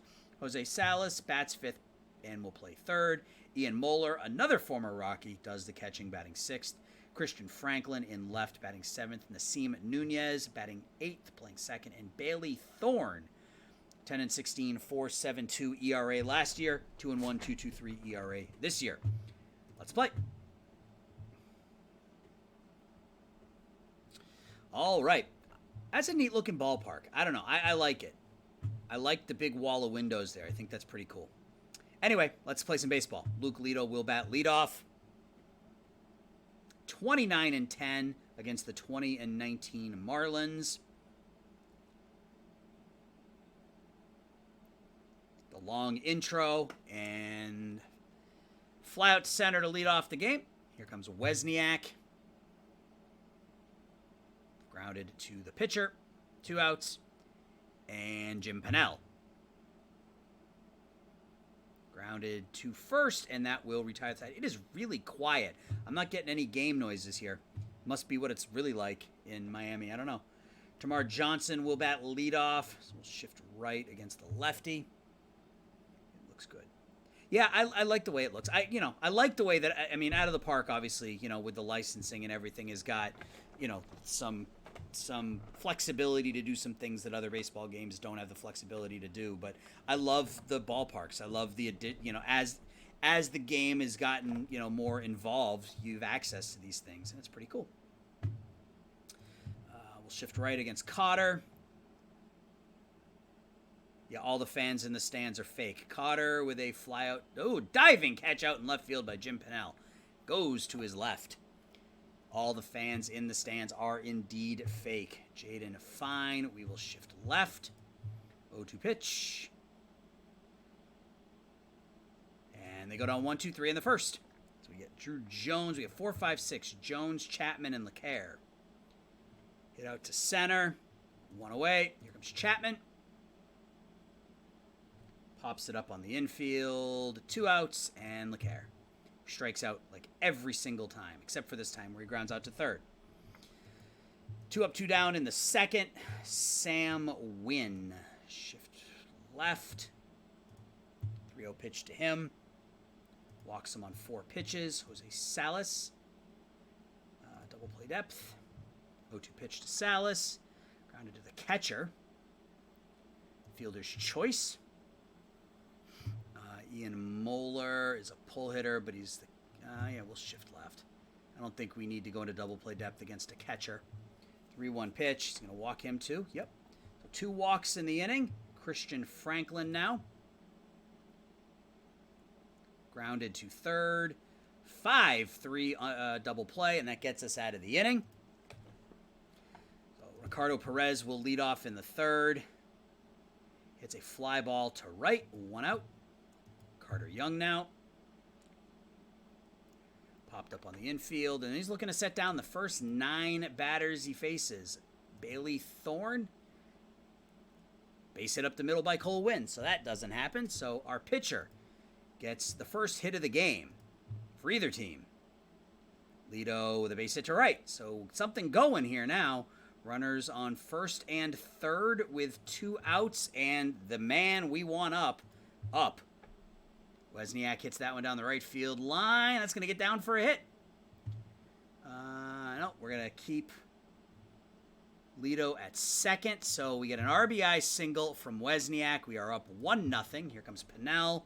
That's another hit. That's going to be extra bases. That's going to score at least 1.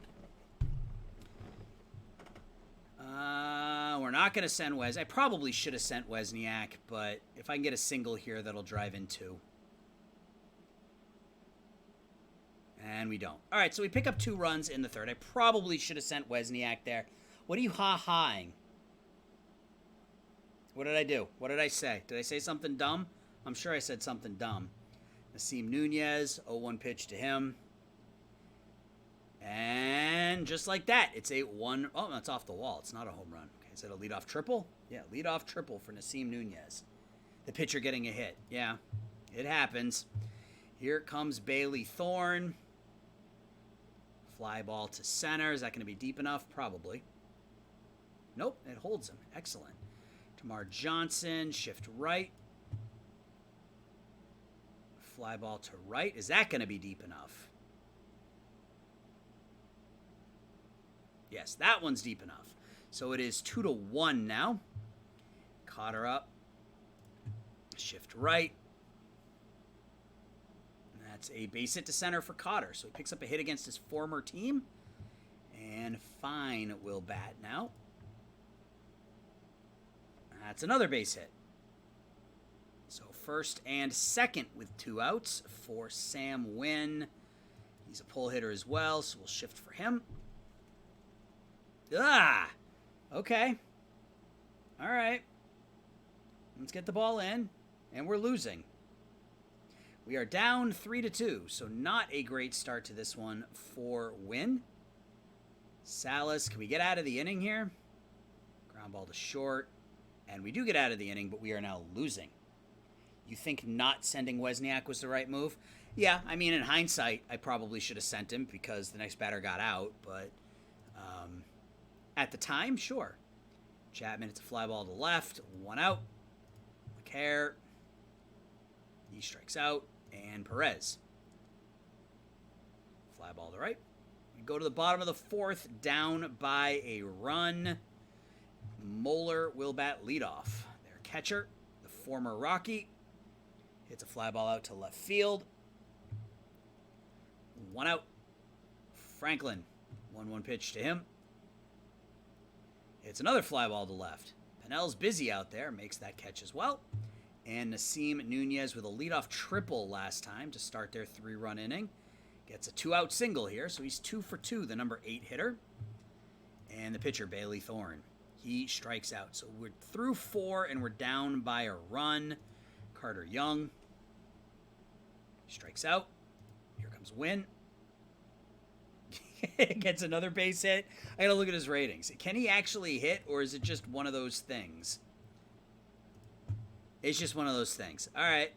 Well, that works. So Luke Lito now. Fly ball out to left field. Going to be caught right in front of the warning track. And Wozniak. Grounded out to short.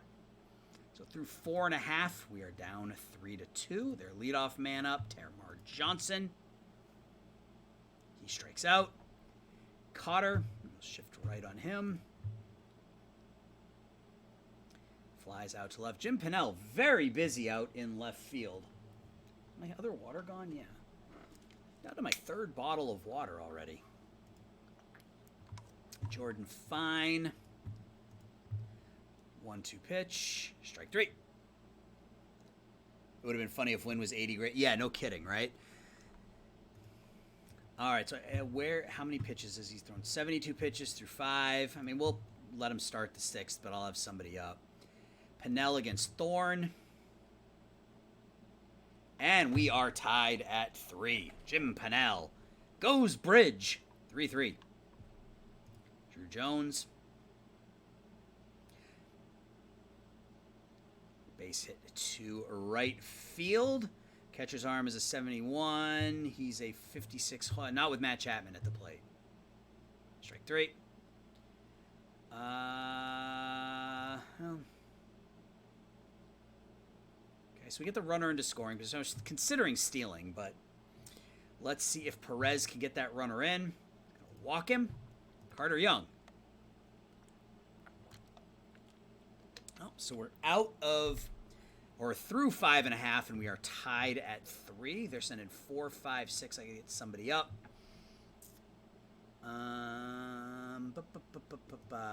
Macy's. Here's the pitch to Win.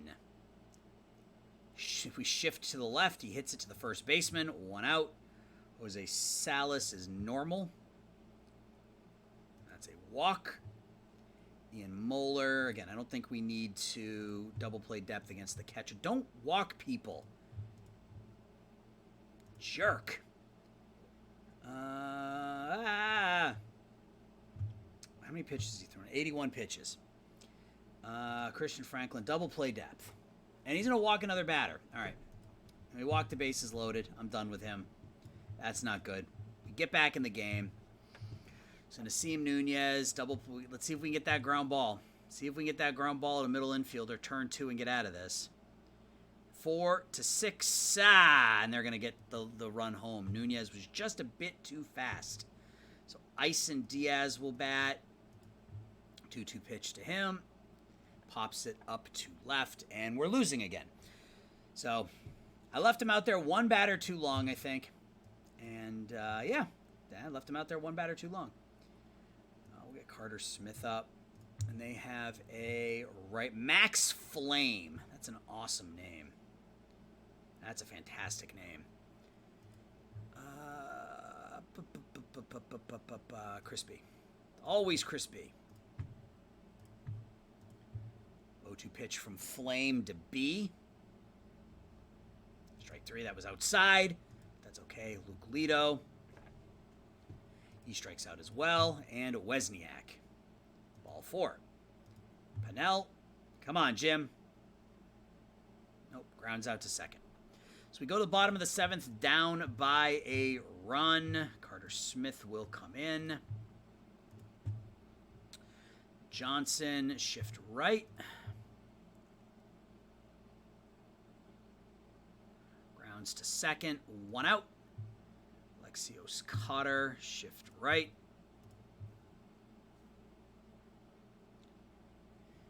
Looping back to our convo about Hall of Fame caps, Reggie Jackson was another case. They made him go in as a Yank when he wanted to go in as an A. Jackson played more games for 2 different teams than he played for the Yankees. He played more games in Oakland and in Los Angeles than he did for the Yankees. Yeah,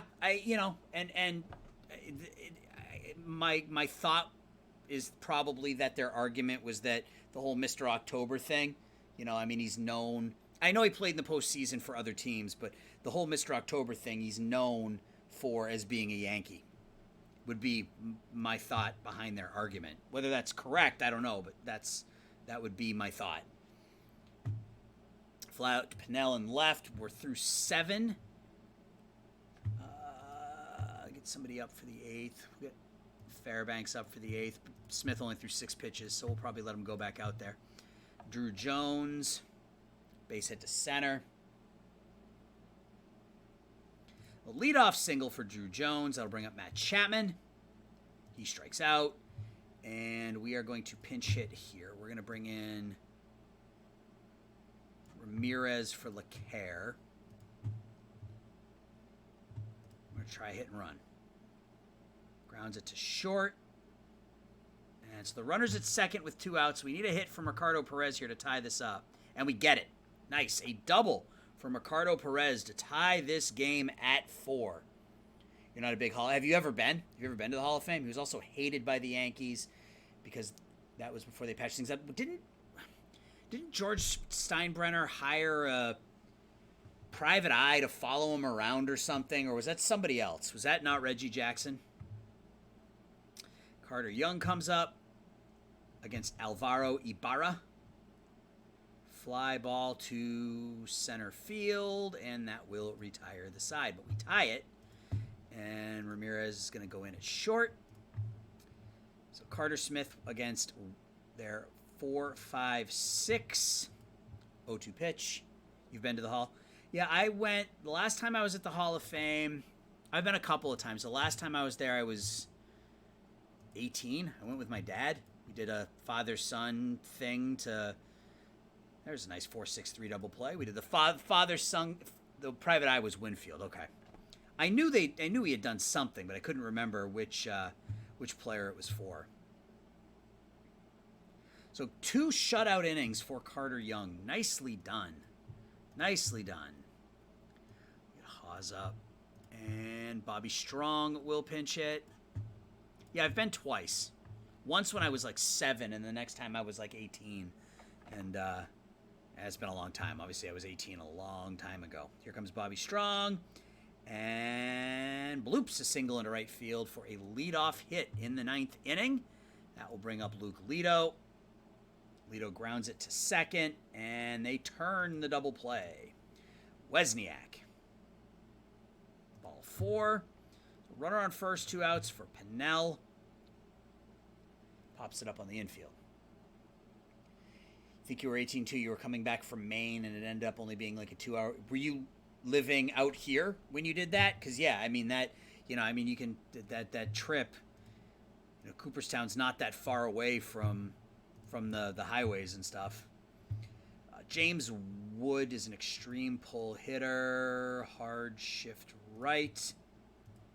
0-1 pitch to him. Fly ball to center. I want to say that he had 100 power. Is that what I just saw?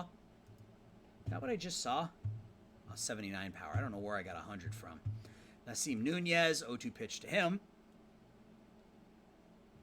East Coaster. Yeah, like I said, I've been twice. Had a good time. I would love to go back again. Problem is my kids aren't really what do you call it? They're not.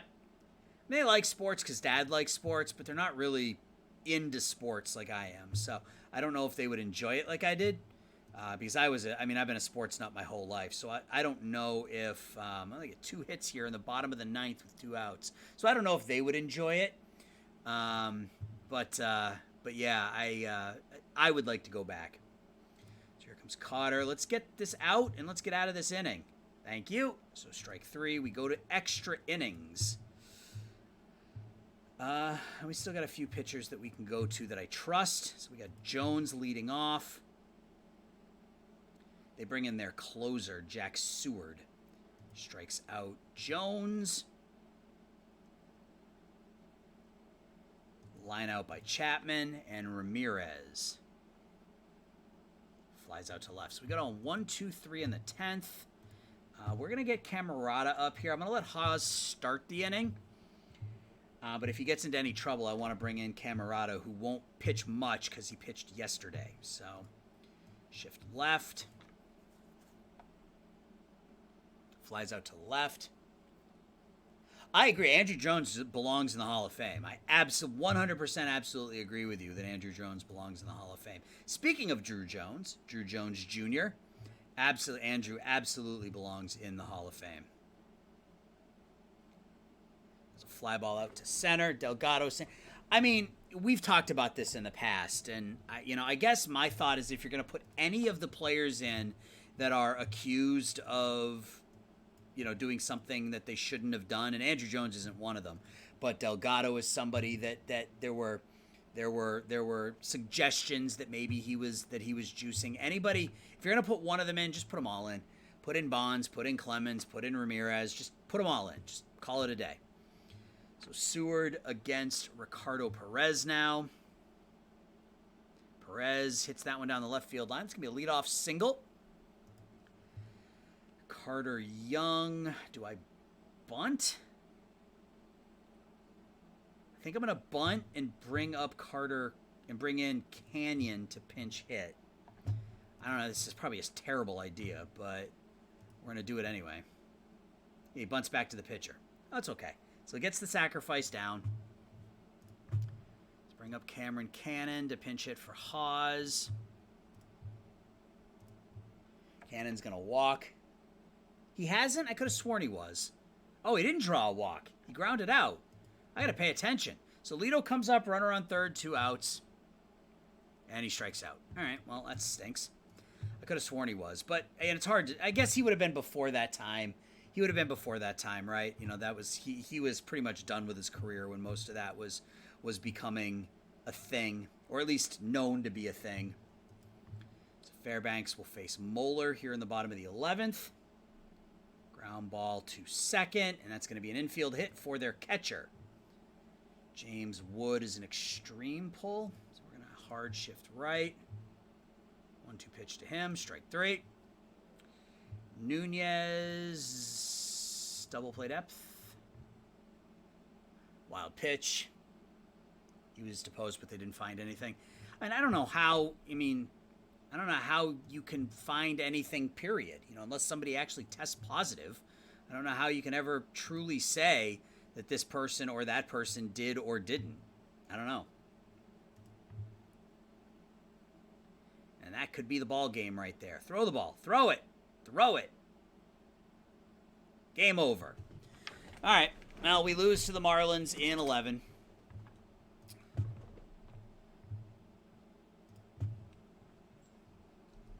Not the worst thing in the... Oh!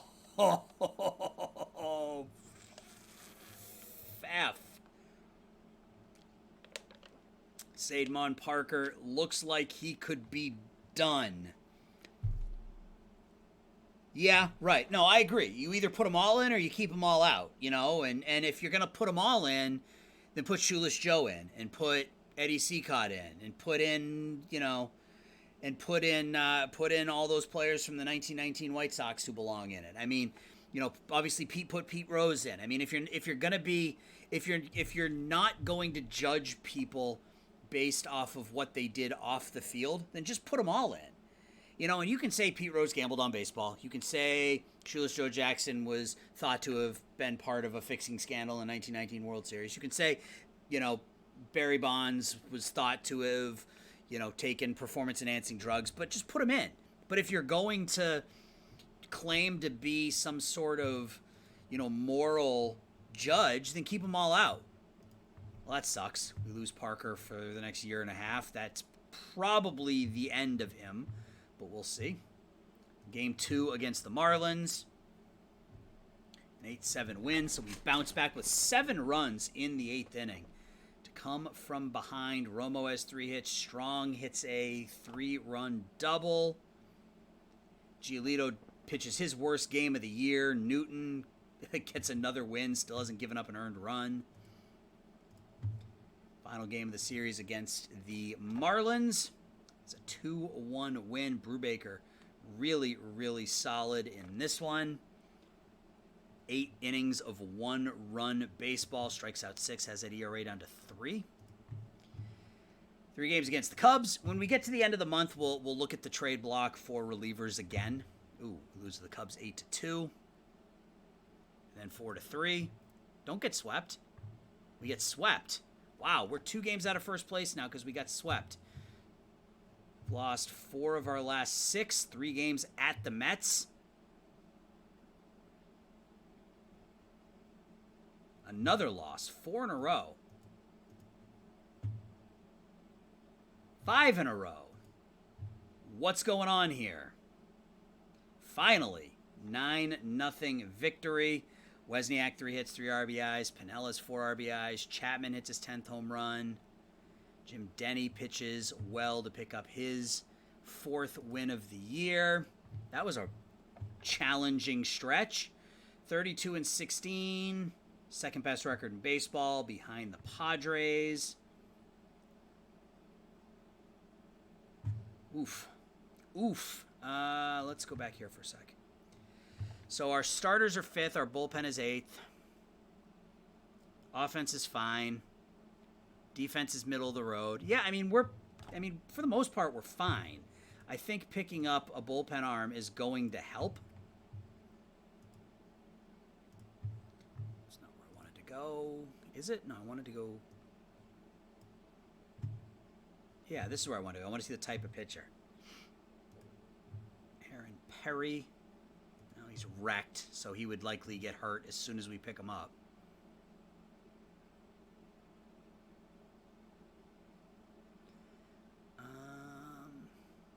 Jackson Bennett, the former Rocky. It looks as though the pitcher we were looking at, whose name is escaping me right now, isn't on here anymore. So it's something we'll keep an eye on. Yeah. All right. Well, let's just keep going for now. They don't give the clean players. I mean that they look at the power hitters who did steroids and say that you had to play like that but not have done steroids. Right. No, that makes sense. Yeah, I get what you're saying. You know, that makes it. Same thing with Andrew Jones. I mean, he had 400 home runs in his career and was one of the best defensive center fielders of all time. There's absolutely no reason for him not to be in the Hall of Fame. It's absolutely ridiculous. All right, so 3 games at home against a bad Dodgers team. Hopefully we can continue to, so we win the first game 9-3. They're 15-34 on the year. Lito 2 for 2. Chris B has 3 RBIs. Jones drives in 5. Guest picks up his fourth win of the year. Game 2 against the Dodgers. An 11-2 win, so we are just all over the Dodgers. Wozniak with 5 RBIs. LeCaire homers. Wozniak hits 2. Drives in 5. Lito 3 hits. Not a lot of power for Luke Lito this year. Still getting on base at almost a 400 clip, but he's having a bit of a down season. OPS is down a little bit. Slugging's down a little bit. On-base percentage is down a little bit. Wynn pitches 6 shutout innings. That's nice to see. Final game against the Dodgers. That's an 8-7 loss. 3 games against Arizona. And we're back in first place. We're at least tied for first. 3-2 victory. Wozniak 3 hits and an RBI. Chapman had an RBI. Wozniak hits his 18th. Brubaker picks up his 5th win. Yeah, our closer's rocking an ERA of over 5. That's not very good. 8-6 win. Roberson is still suffering from us. Come on. Like, all of our players are just, they are hurt and they are staying hurt. Hopefully Norman comes back in a week. All right, so we won this one. Lito with 4 hits. Wozniak with 4 hits. Chapman with 3 RBIs. Young with 2 RBIs. Denny picks up the win even though he gives up 6 and 6 1/3 innings. Strikes out 11. A weird line. Final game of the month against the Diamondbacks. We'll look at stats and we'll figure out the trade block. So we lose again to the Diamondbacks. So we finish the month 17-12, which isn't terrible. I mean, a 17-12 month is good, but when you have a 19-6 month before that, I guess you expect a little more. So offensively, we're fine. We're first in just about everything except for slugging, OPS, and WAR. Our pitching staff is, again, it's okay. Our starters have been 4th. Our bullpen is 8th. We're walking the fewest number of batters and striking out the most. So that's obviously a good thing. Anything interesting? J.A. Happ hits his 300th home run. Kyle Tucker hits his 300th home run.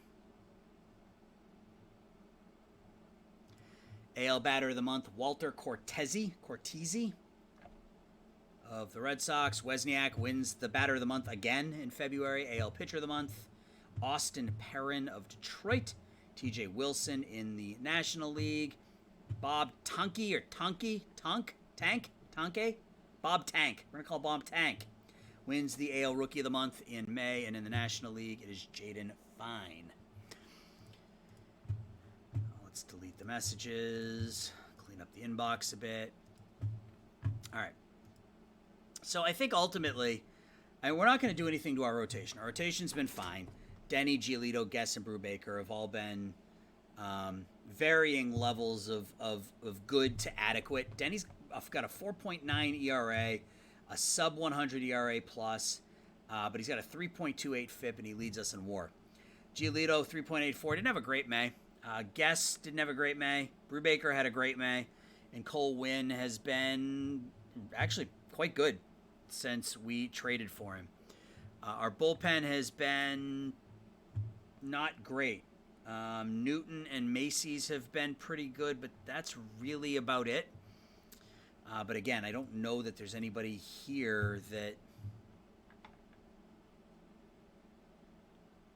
I want to take a run at. I mean, everybody's like, half these players are hurt. Like, why would I trade for somebody who's out for 12 months and whose contract expires at the end of the season? Alex, I come back to him just because he's an extreme ground ball pitcher, but he's not really better than anything we have. A Nudie Cordereal. I like him. A Nudie. But again, not great movement, not great control, and he's a fly ball pitcher. What about upcoming free agents? There's a lot here. Doyle was the one I was looking at before, so we're going to go back and we're going to look at Tommy Doyle, see if the demands have changed at all. They've actually increased. What can I give up? Would you want Bert Aguirre? What about Joe Sullivan? What about the player we got in the Rule 5? It doesn't change it at all, at least from this perspective. So I'm gonna offer it and see. Well, and we've got Mankiewicz, who we could call up if we needed to. Compton's pitching well in Double-A, but he's not ready yet. We could call up Provolone. Let's do that. Let's do that. Let's see if that makes a difference. So Miles is going to go away. I can't send Miles away.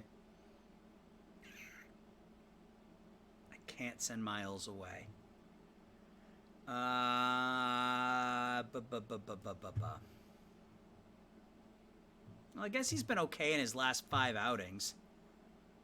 All right. We're going to continue to wait. We're going to just continue to hold tight.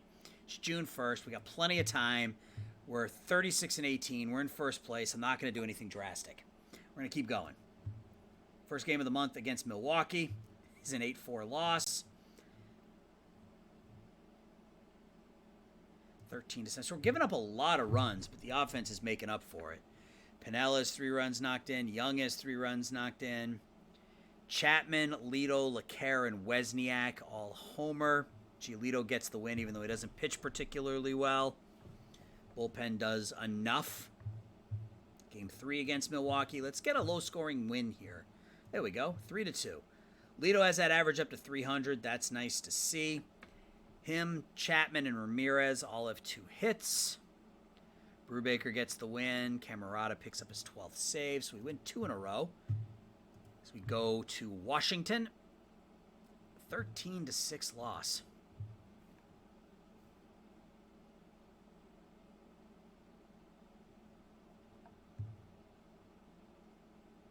Two nothing win. Who pitched in this one? Guess, Sullivan, and Camerata. Nice game from Ben Guess. Still in first place. Where are the standings? Standings. 3 games up. Ooh, the Padres have lost 6 in a row. So we have a 3-game lead. Tied for the best record in baseball with the Yankees. We have the top 3 players in the National League in RBIs. Yeah, our offense is cruising right along this year. Game 3 against Washington. A another loss, 8-4. So we lose 2 out of 3 to the Nationals. Yeah, pitching staff has not been sharp over the last month or so.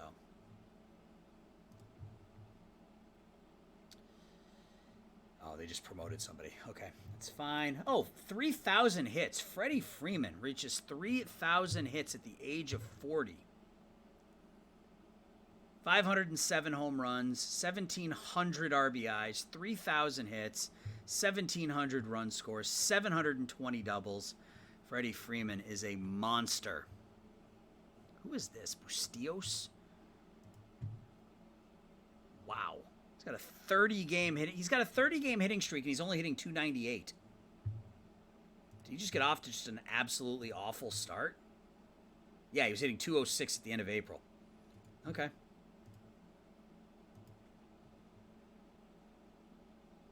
Freeman? Well, presumably he would go in as a Brave, since that was the only team he played for. Oklahoma City. So we win 1-0, and we get Norman back. The only run was knocked in by Wesniak. Giolito pitches 8 shutout innings. Now we got to figure out what to do with Norman.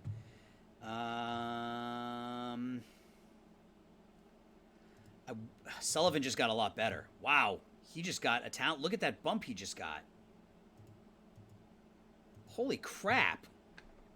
I'm glad I didn't send him back.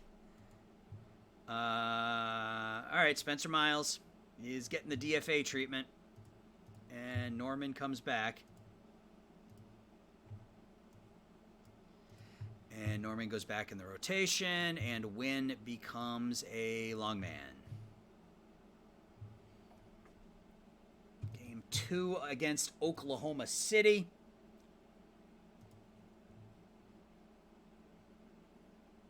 3-1 loss. And game 3.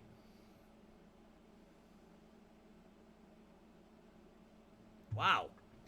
So that's what, 4-4 this month. 3 games now in St. Louis. Another loss. Make Win a DH. Yeah, I should. 3-0 victory. Norman, his first start back, goes 5 1/3 shutout. Perez homers. I'm going to check the standings out. The Padres have now lost. Oh, wow. The Padres are now 4 games out. 1-9 in their last 10.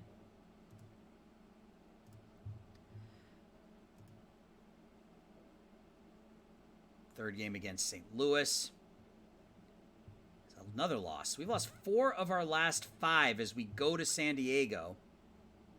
And we win. So we continue to put the hurt on a San Diego team that is not pitching, that is not playing very well right now. 2 hits, 2 RBIs for Pennell. Romo has 2 hits and an RBI. Brubaker goes 8. That ERA is below 3 now. Game 2 at San Diego. Miles, we go to AAA. We lose that one 5-2. And the third game.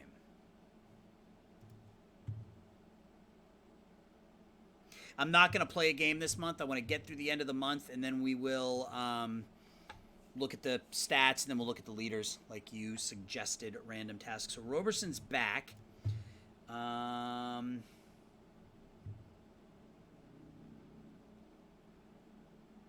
What do we do? What do we do? What do we do from here? I think for now, just to buy us some time in case someone gets hurt, rehab assignment for Roberson. So we went 2 out of 3 against San Diego, which is awesome. Looks like we get 3-run homers from Jones. Oh, a 3-run homer from Chapman. Jones has 3 RBIs. B hits his 4th home run, a pinch hit home run. Guess goes 6. Camerata blows the save. Wynn gets the win, even though he gives up 2 unearned runs. 3 against Philadelphia.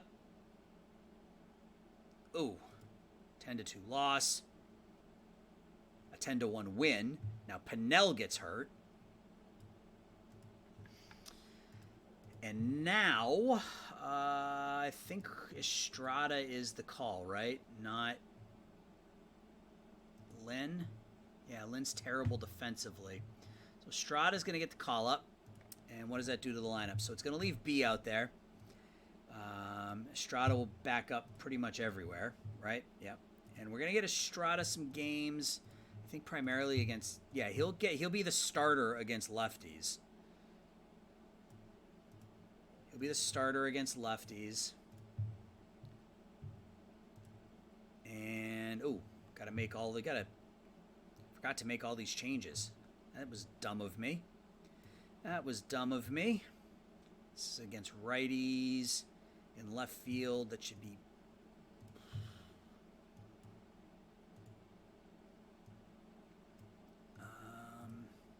get Strong out there. Get him some playing time.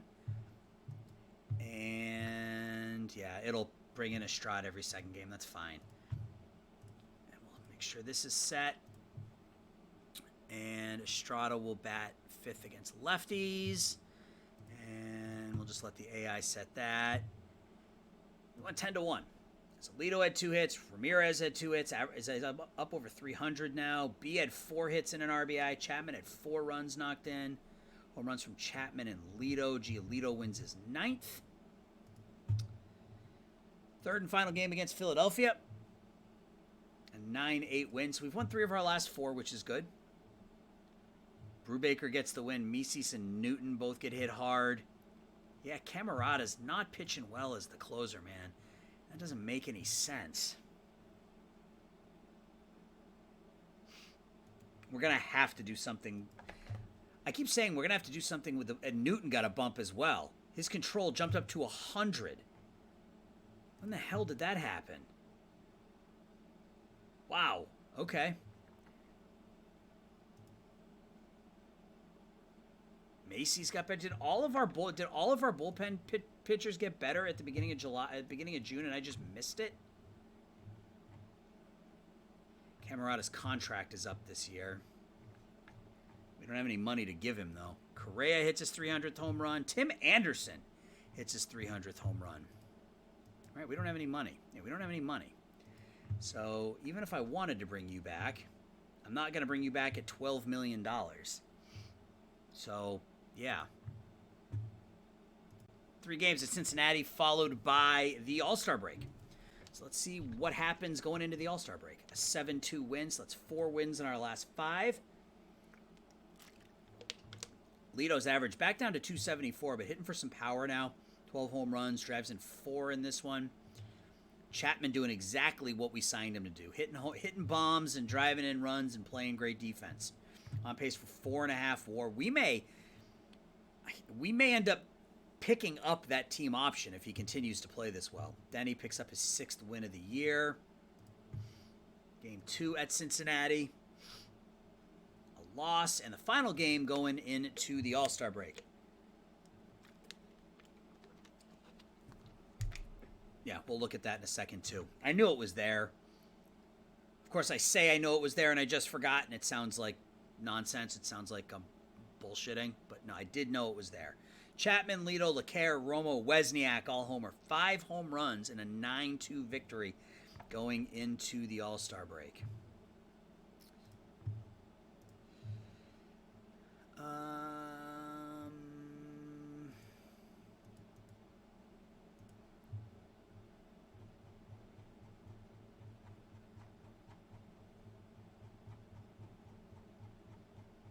I should just do it like this. Let's go important reports. Let's go back to the first.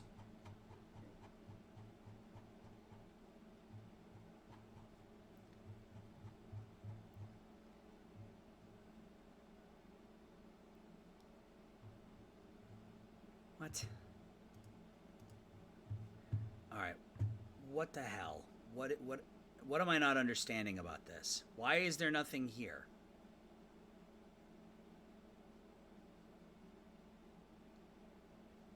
These aren't even all my players. Like, some of them are. I don't know what the hell I'm looking at here. Is that the wrong report? No, that's a development report.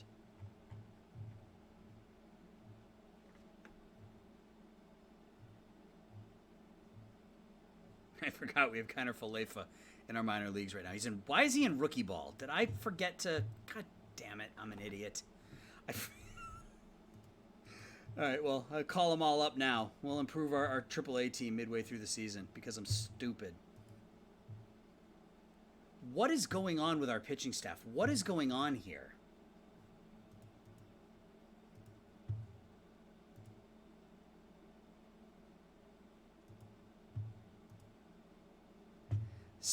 Did my scout, like, die in the middle of the season?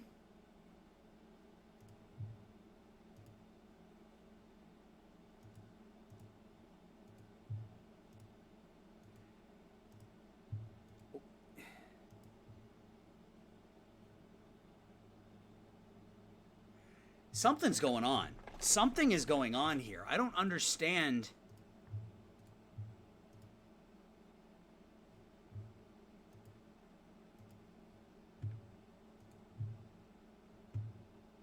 Every single pitcher on my team got significantly better.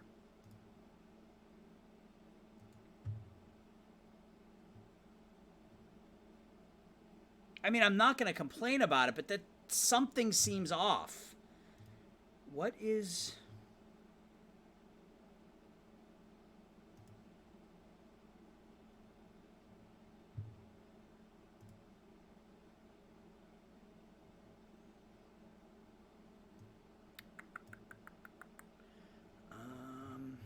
where is...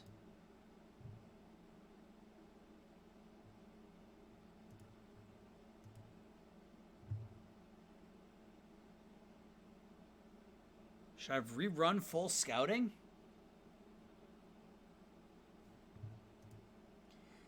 Well, no. I mean, I know it'll show me their bumps, but why did literally all of my pitchers get better?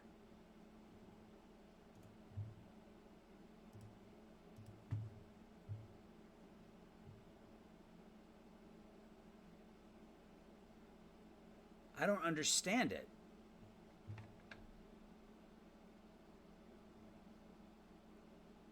Like here, it shows his control at a 70, but here it shows it at 100.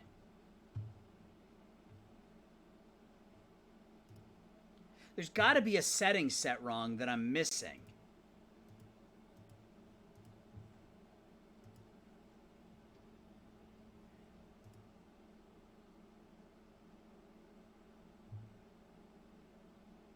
I don't have scouting set to... well, that wouldn't matter either. Even if I had scouting set it at 100% accurate, it, like all of my pitches, did it happen to my lineup too?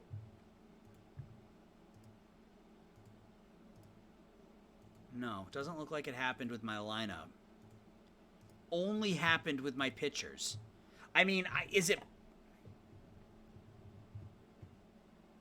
it possible that every single one of my pitchers got substantially better in the month of June? I think I'll sim ahead to January or to July 1st, and we'll take a look and see what happened there. I mean, that's really weird.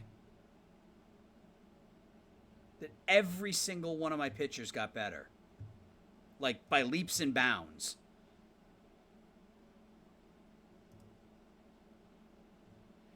Ratings are relative. Let's...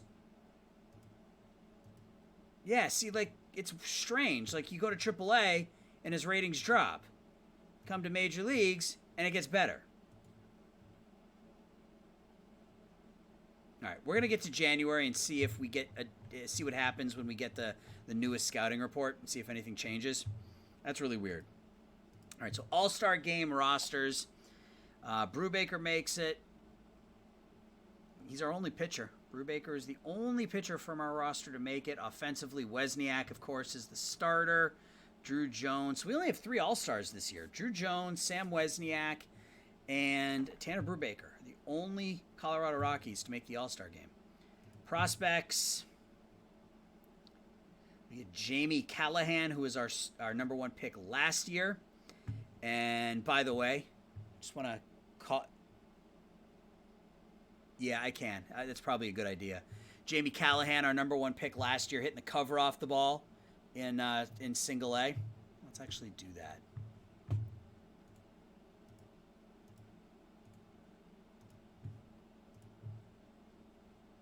Let's see what we get from that, because that's bizarre. Like, I've never seen that before. All right. Let's continue on a day.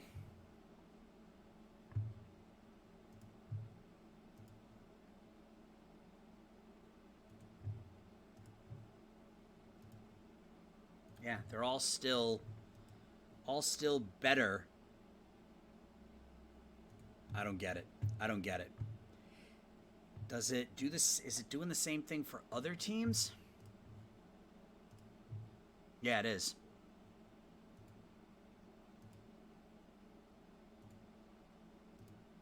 Something's going on with the scouting for just the pitchers.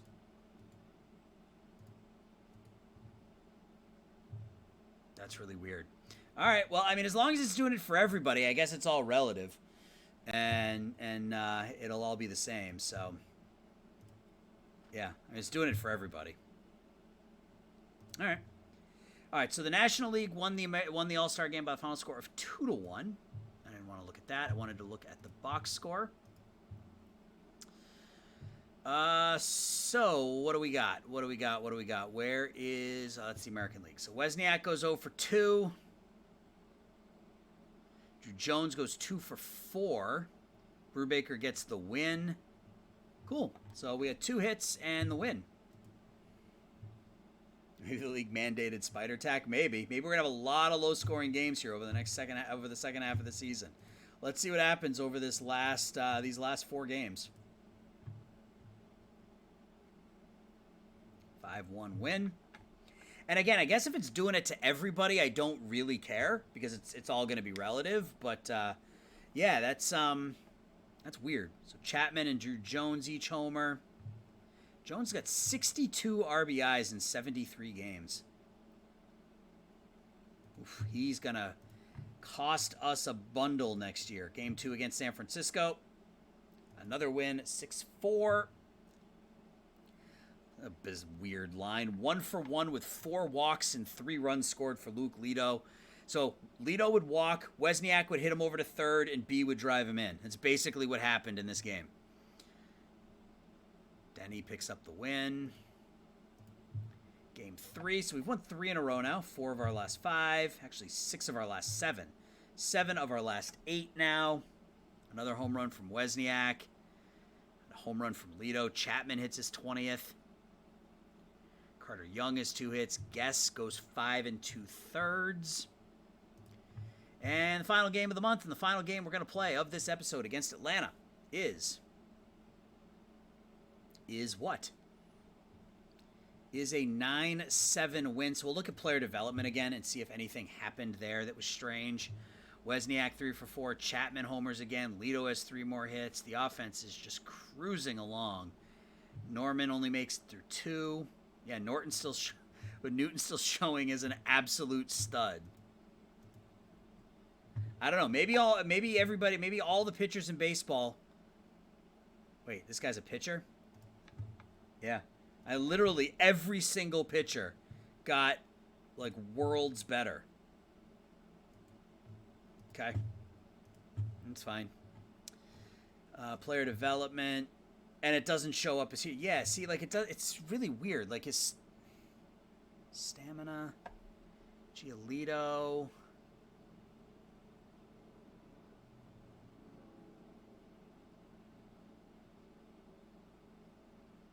I don't know. That's really weird. Did it do it to minor league pitchers too? Yeah, it did. It's every single pitcher. Okay. Midseason goals. He doesn't see it. He's mad at us. Even though we've had 4 straight 100-win seasons. Not sold on Bobby Newman's future. That's great. He wanted us to sign Mackenzie Gore. I didn't do it. Expiring personnel. We're going to bring everybody back. Because why not?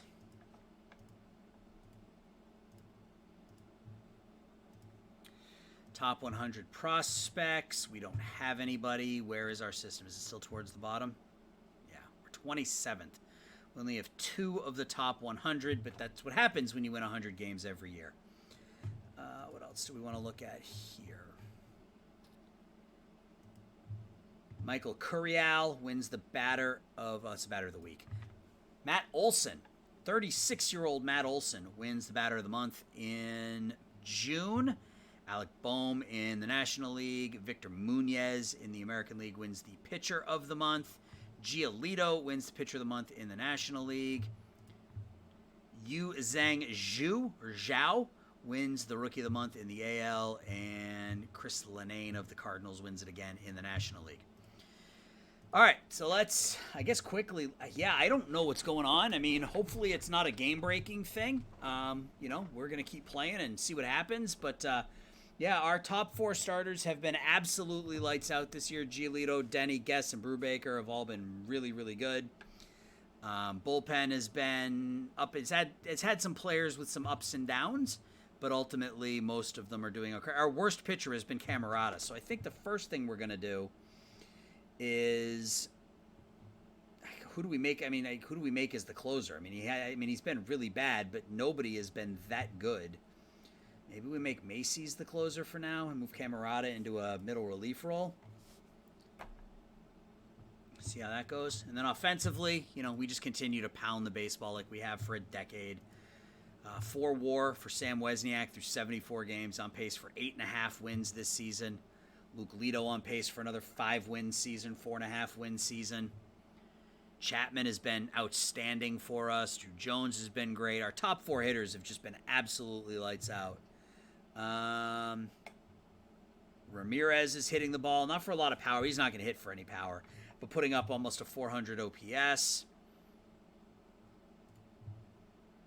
Romo's hitting okay. Perez is hitting better than him. Strong showing a little bit of pop.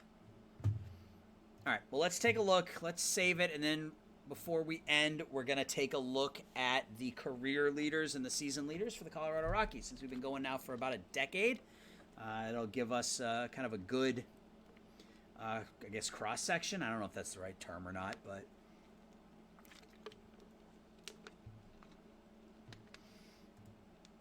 team history. All right, so let's start with the batting leaders. So Sam Wesniak, Jose Ramirez is 6th in Rockies history in batting, the 308 batting average. Wesniak is a point behind him at 307, batting at number 7 all-time. On base percentage, Wesniak is 3rd, Lito's 4th, Ramirez is 7th.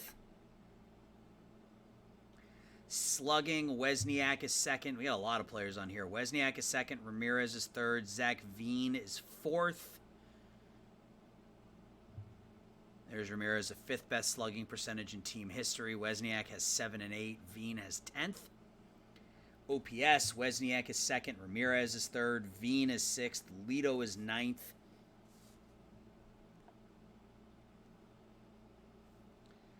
Career WAR, Wesniak is 3rd. I don't know that he's ever going to catch Walker or Helton, given that his contract is probably up after this year. Ramirez is 4th.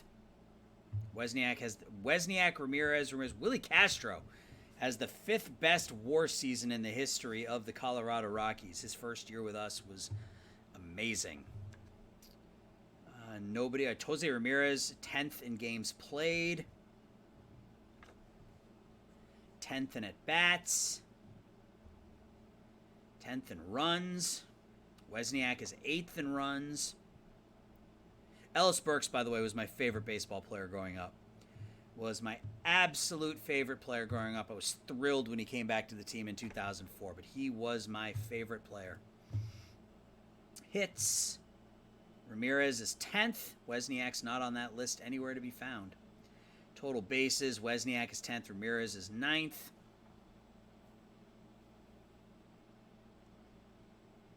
Jose Ramirez 7th in doubles. Wesniak is 3rd, and he's 1 home run behind Larry Walker. So I'm glad you had me look at this, a random task. He's 1 home run for moving into 2nd place on the all-time list. He holds the top 2 spots in single-season history. Ramirez is 3rd. Thought I might have been more of a Wade Boggs guy. No, man. Ellis Burks was my boy when I was growing up. When I was, you know how when you're in Little League, you get your own baseball card, and on the back of it, it asks you for your favorite player. For me, it was always Ellis Burks. How many hits does Wozniak have? 921. Yeah, I mean, he's only played 5.5 seasons, so it's not like he's been around forever. He's just been so unbelievably good in those 5.5 seasons. RBIs, Wozniak is 8th, Ramirez is 9th. Those have obviously been the two best bats in our lineup. Stolen bases, nobody. Caught stealing, nobody. Walks, Wozniak is 3rd. Yeah, he'll end up 2nd behind Walker before it's all said and done. Joey Gallo making an appearance on the list at number 7 in terms of walks. Luke Lito is 8th. Hit by pitches, there's Gallo, there's Jones, there's Lito. Strikeouts, Joey Gallo 4th. So yeah, it's all the people you would expect. Wozniak isn't in the top 10. Yeah. No, yeah, I wasn't a Wade Boggs. I mean, I liked Wade Boggs, but no, I was an Ellis Burks guy. Pitching, look at that. Top 2 career ERAs. Tanner Brubaker, Jim Denny. There's Ben Gass. There's Justin Dunn. Tyler Glasnow. So 1, 2, 5 of the top 10 in ERA all time have been an R save, which isn't a surprise since we've done a nice job rebuilding the pitching staff. Jorge De La Rosa still leads them in wins. Glasnow finished 3rd in wins. Oh, if we could have kept him around just a little bit longer, he could have moved up that list. Denny's already 7th. Guess is 9th. Jack Leiter is 10th. Losses. There's Glasnow, Clark Schmidt, who had a couple of different appearances with us. Denny, Brubaker, and Guess, 1, 2, 3 in win percentage. There's Leiter, Glasnow, Dunn. Career saves. Mason Wynn is 3rd all time. He's now in Tampa. Jason Foley we had for a couple of years, and I think it was like a year and a half, and he got really, really bad right away. Yeah, we traded him in 2027. Career WAR, Ubaldo Jimenez, number 1 in career WAR out of pitchers for the Rockies. Glasnow, Leiter, Denny, Brubaker, Guess. Games pitched. Adonis Medina, that's not a surprise. He pitched for us for a long time. One of our first, he was a picked him off the waiver wire from Philadelphia. One of the OGs, Adonis Medina. Glasnow was 3rd in starts. Leiter was 6th. Guess is 10th. Cares about complete games. Cares about shutouts. Innings pitched. Glasnow finished 4th. Schmidt and Leiter. Glasnow, Schmidt, and Leiter. Those are the 3 guys that are showing up. Glasnow was 1st in home runs, given up. Guess has been 5th. Glasnow 6th in walks. Guess is obviously the best in walks per nine, but look at that. Guess, Denny, Brubaker, Leiter. So, I mean, I have a type, right? Your favorite Red Sox. Oh, shut up. That's not cool. That's not cool right at the end of my stream. Throwing a dig like that, not cool. I don't appreciate that. Glasnow ended as the all-time strikeout leader for the Mets. Leiter was 3rd. Strikeouts per 9, Glasnow led there. K per 9, Ben Guess. Again, I have a type. There's Guess, Brubaker, Denny, Leiter, Dunn, Schmidt. So 6 of the top 10. Brubaker has the best whip. Yeah, Tanner Brubaker's been the best pitcher in Rockies history.